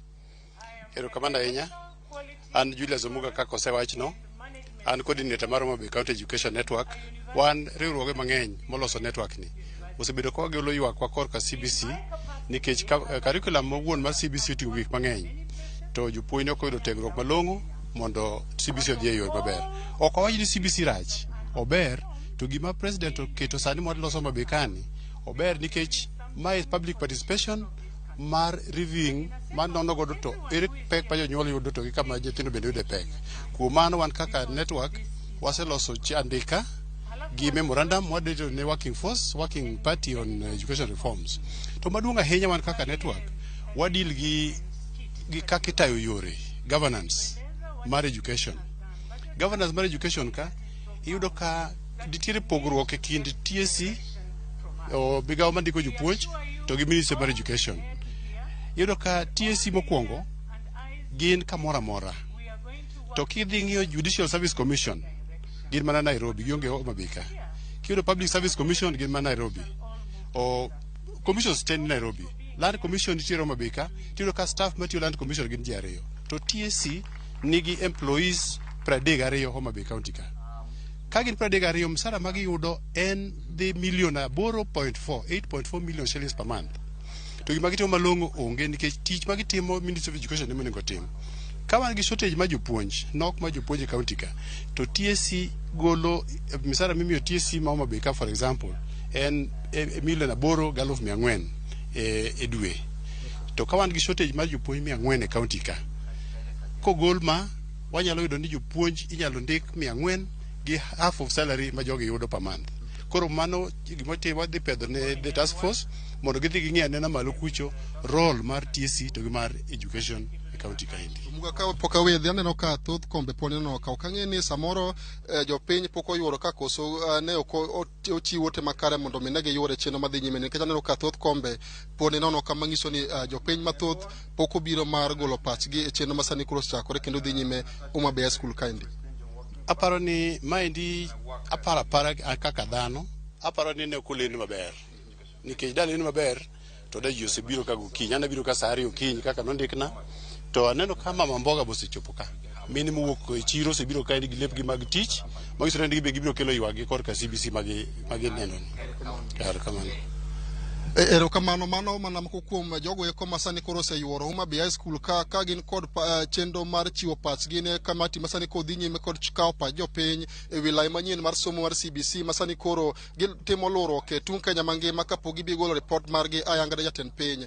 Jopiny pod medo yuoro ka kendo wan bende pod wago tach Homabay School kaendi mar ng'eni to gin gigo eko mane mabiro wuok e konde mopogore opogore kaluwore kod wach lai mar somo mar CBC masani koro jokanyo e sekta mar somo yuoro ka mar gole pachgi. Erokamana inya Aliabich, erokamana inya kuom sumo paro kaluwore koda lai mar somba CBC. Nyakor Mugajuang mano Aliabich jafumbo marwa e county ma Homa Bay. Par ni lai mar somba CBC nonro mare itimo e county za par. Chenro mabende nochakre chieng' wuok tich mar jumani kendo biro bedo kadhi nyime kuom thuolo mar jumbe ariyo. Kabede jokanyo 49 timo nonro mar lai mar somba CBC kotelnegi koda jakom margi mong'ere kaka Rafael Munavu. Kokamano sa bende kora noka mayo wawang wande beni watiko chenro makama ikindi thulu mar dakika 10 mabiro. Parni to kwa makawone chenro mar mbaka oromo nwalosa hinya gino romo ngere gi dhongere kaka extrajudicial killings nek lwet obila. Nwase winjo Oganda e county ma Kisumo kana losa hinya kaluwore koda paro makama. To Oganda e county ma Mombasa to nitiere gi paro mane hinya kaluwore koda nek lwet obila. Wawinja nena. Kwa majina naitwa Mose Ali. Aliyetoweka ni mume wangu ambaye yuaitwa Tunu Saidi Mwashame. Kwa majina maarufu huitwa Salim Punda. Alifuatwa usiku kitu kama saa 9 usiku. Walivunja mlango, wakaingia ndani, wakanipata mimi nilikuwa nimelala, wakanipiga kabisa. Huyo mzee alikuwa ameenda chooni. Walivomshika naye, wakampiga, mimi walinipiga mpaka wakanivunja mkono. Wenye polisi wenyewe walikuwa wamevaa maski na wamevaa uniform na walikuwa na mabunduki makubwa na mabagi alafu na ngazi zile za kupanda juu. Walivofika hapo wakachakura ndani wakamwaga kabisa. Wakaniambia huyu mzee wako ni Al-Shababu. Nikamwambia ana kazi gani? Anamwambia huyu ni dereva roli, ni mtu maarufu sana. Yuwashinda barabarani pale kuna sehemu yetu Leba, yeye ndio yuwashinda tu hapo. Akipata kazi ndo anatoka na gari. Lakini yeye kazi yake ni driver roli. Wanaambia hapana, utasema. Basi wakaendelea na kunipiga, wakanikinyaga kichwa mpaka nikaa natoka nyute sasa za mdomoni. Mpaka sasa akili yangu saa nyingine yani nasikia nasahau, yani kitu kidogo naweza sahau, sijui nasema nini. Muhammad hakuwahi kulalamikia maisha yake kama yako hatarini. Kuna siku moja Muhammad binafsi alikuwa ni mwalimu wa madrasa alafu akaacha. Baada ya kuitwa ni Saidi Diani, wakamwambia, wakaanza kumtarogate, alafu akamwambia jaribu achana na hii masuala ya madrasa na angalia maisha yako, sababu uko na mwenzako ambaye unasomesha naye na ndiye ambaye jaribu kukuchomea. Na brother akachana na masuala ya madrasa ndo akaanza kujenga na kuvua. Kaa tena masuala ya kusomesha ameacha kabisa. Na hiyo li take more than 2 years ndio hajapoteza sasa. Na alikuwa ni maisha yake ya kawaida. Na Muhammad kusema kweli kama ni ugaidi sisi wenyewe tunakataa, kwa sababu Muhammad ilikuwa ni rafiki wa yeyote. Muislamu, Mkristo, yeye alikuwa na rafiki yake. Kuna Wakristo wamelia baada ya Muhammad kupotea. Mimi naitwa Agnes Matache Musu. Aliyepotea anaitwa John Siengo, ni ndugu yangu. Alipotea Changamwe. Alikuwa na Kambara hata akaja Changamwe. Alikuwa anakuja huko. Alipokuja Changamwe akashikwa. Walipomshika wakamweka Changamwe polisi. Tulipoenda pale nikaulizia nini, wakasema ni wanafanya suspect. Alafu anafanya 14 days alafu atampeleka kotini. Nikangojea siku ya koti, tukaja. Siku ya koti alipoenda kotini hata ilikuwa saa 6:30, hatuelewi aliachiliwa pipi maana koti ilikuwa time ya lunch. Akatoka yeye mwenyewe, tukamuuliza akasema ameambiwa hakuna kesi. Alipotoka tukifika pale nje tukiongeongea, askari mwingine akaja. Na huyo polisi ni CID wa Changamwe, akamshika mbele, akamwambia bado Siengo hatujamalizana. Tukatafuta tukakosa. Ndio tukakuja Haki Afrika, tukaenda Ipoa, tukaanza kutafuta mochari. Tumeenda kila mahali hatujapata usaidizi. Hata kinakaluki hakuna mahali wajumbe yani tukawajulisha, hakuna usaidizi wowote tumepata. Nyakora Mugajuang miwinjo kanyo gin mana moko kuom jodake county ma Mombasa ma bende koro seyo obila kalure koda nek mano mag wedege. Winjogi kata mana kaka giloso nduki bende winjoge kanyo. Ang'eni nduku koro ibro mana seyo gene samoro kata mano obila. Kokamano nikech sa emo mayo wang'wa dene ero mara mar mondo modhi nyime gi chenro makama ko kama nabiro winjo wach mogik kwatieko chenro makama en geno mara nyaka Ramogi jongo duchi makawuono kata mna puonj kaluwore gi thuond wach ma bende wantiere godo bende puonj paro mopogore opogore jalo nyantiere godo ka jatim nonro mag cases kata mna buche maket koda mano tom nduku bende winjo kata mna kaloso antiere bende gi jaked ne ratiro mag oganda i pacho kaindi mano mung'ere kaka Java no Mondi ma bende wuok e duol mung'ere kaka Missing Voices kwa kama no Java na chak kodi wach ni mogik kaluwore gi thuor wachwa moro duchi makawuono. Gima adwa wacho mogik en ni adwa puodho tich ma Ramogi timo nikech chakruok mar dongruok en ni kwabedo kama to wawuoyo to wanyiso jopiny gima onego gitim kaka onego gilu cases to bende ng'iyo gik moko e yo mopogore opogore nikech samoro kaka wang'iyo gik moko kok wang'iyo matut kaka wadwa wacho ni tema gikone wabedo ka wan gi weche ma ofwambo moko gol koni moko wakao kama to kwan sure exactly ni ang'o ma wadwa achieve. Adwa wacho kama to the police system ama police service one jopiny we have a lot of hope with you gin joma nyaka wadag go gin joma nyaka wabed go kuonde mwadak mondo wabed gi security. However sama koro bedo ni ka waneno police to waringo ka miyo ko neno police to neno paro mana vijana mancho negi giko ne ni onge solution ma wabedo go kaka jo Mombasa wacho ka police obiro mako ng'ato ne mama no tima ngogo marach makata sani winjo kako wuoyo ne en ng'ama podok ochango maber police obiro korwako uniform gi mask. What does it mean?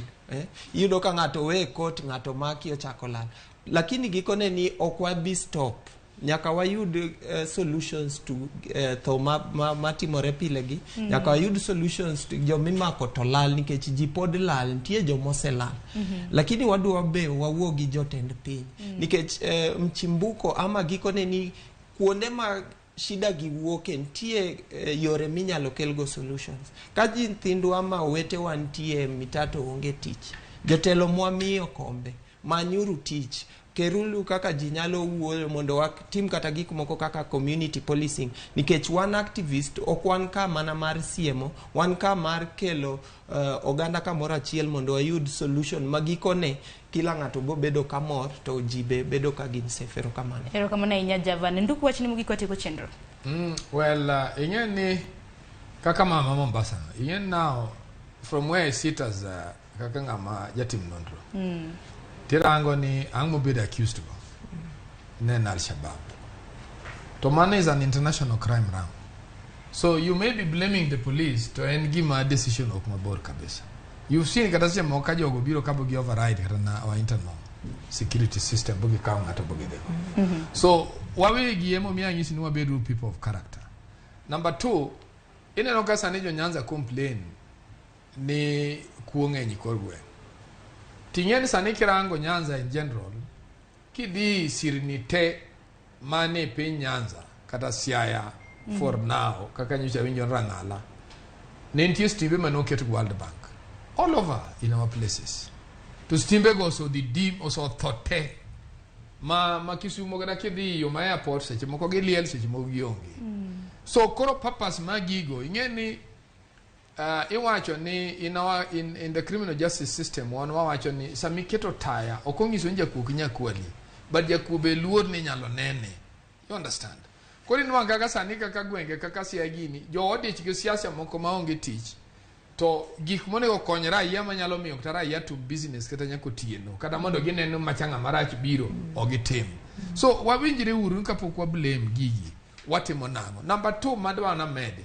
mana nyalo kwayo osiep nane unjo human rights nitie yo mapod unyalo pursue go your cases kaun gi join in case unyalo dhi butima private prosecution bunwang justice in a court of law unless mananun jomo hero mokomach to umoknwa mach mo ni hero mokomach mondo unwang time ma demonstration that is another way kaka jo Africa ma gine Mombasa ni they were the ones manokelo wach mayala ni to haki Africa gine mane ikelo wach mayala ni to gima chanda ni ginto ne yudo information no You see, that is very important, very key in investigation. We would want to know the source. Into what was their source?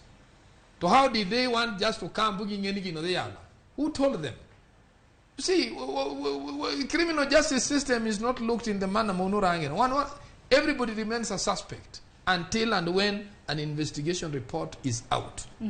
So, karanajo haki Africa. Gingen kabisa TV kae nikech sama ni the gold body gingingeyo. Makage de kanya di to body no work. Who used to inform them? Kose gibe gin cartels magi police kanyo. Kada gin cartels with these rogues that are causing these deaths. So those kind of investigation needs to be done. And magi gik mapa na ipo nego team to learn what kind of society are we in. Not in the manner magi dwaga move forward. And that's why I was requesting.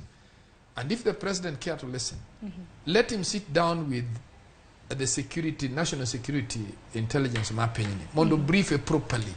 You see, he has been in this government. Okanyalo wacha nena eno ken ngama nyoro, manga mobedi kanu, bunyo biri system, bodonjo nyaka gi Jakom Raila, bo biro mbele. And wachmar ineno kamine no miwacho mar education mawinjo ka jogi wuoyo. I can't live without commenting.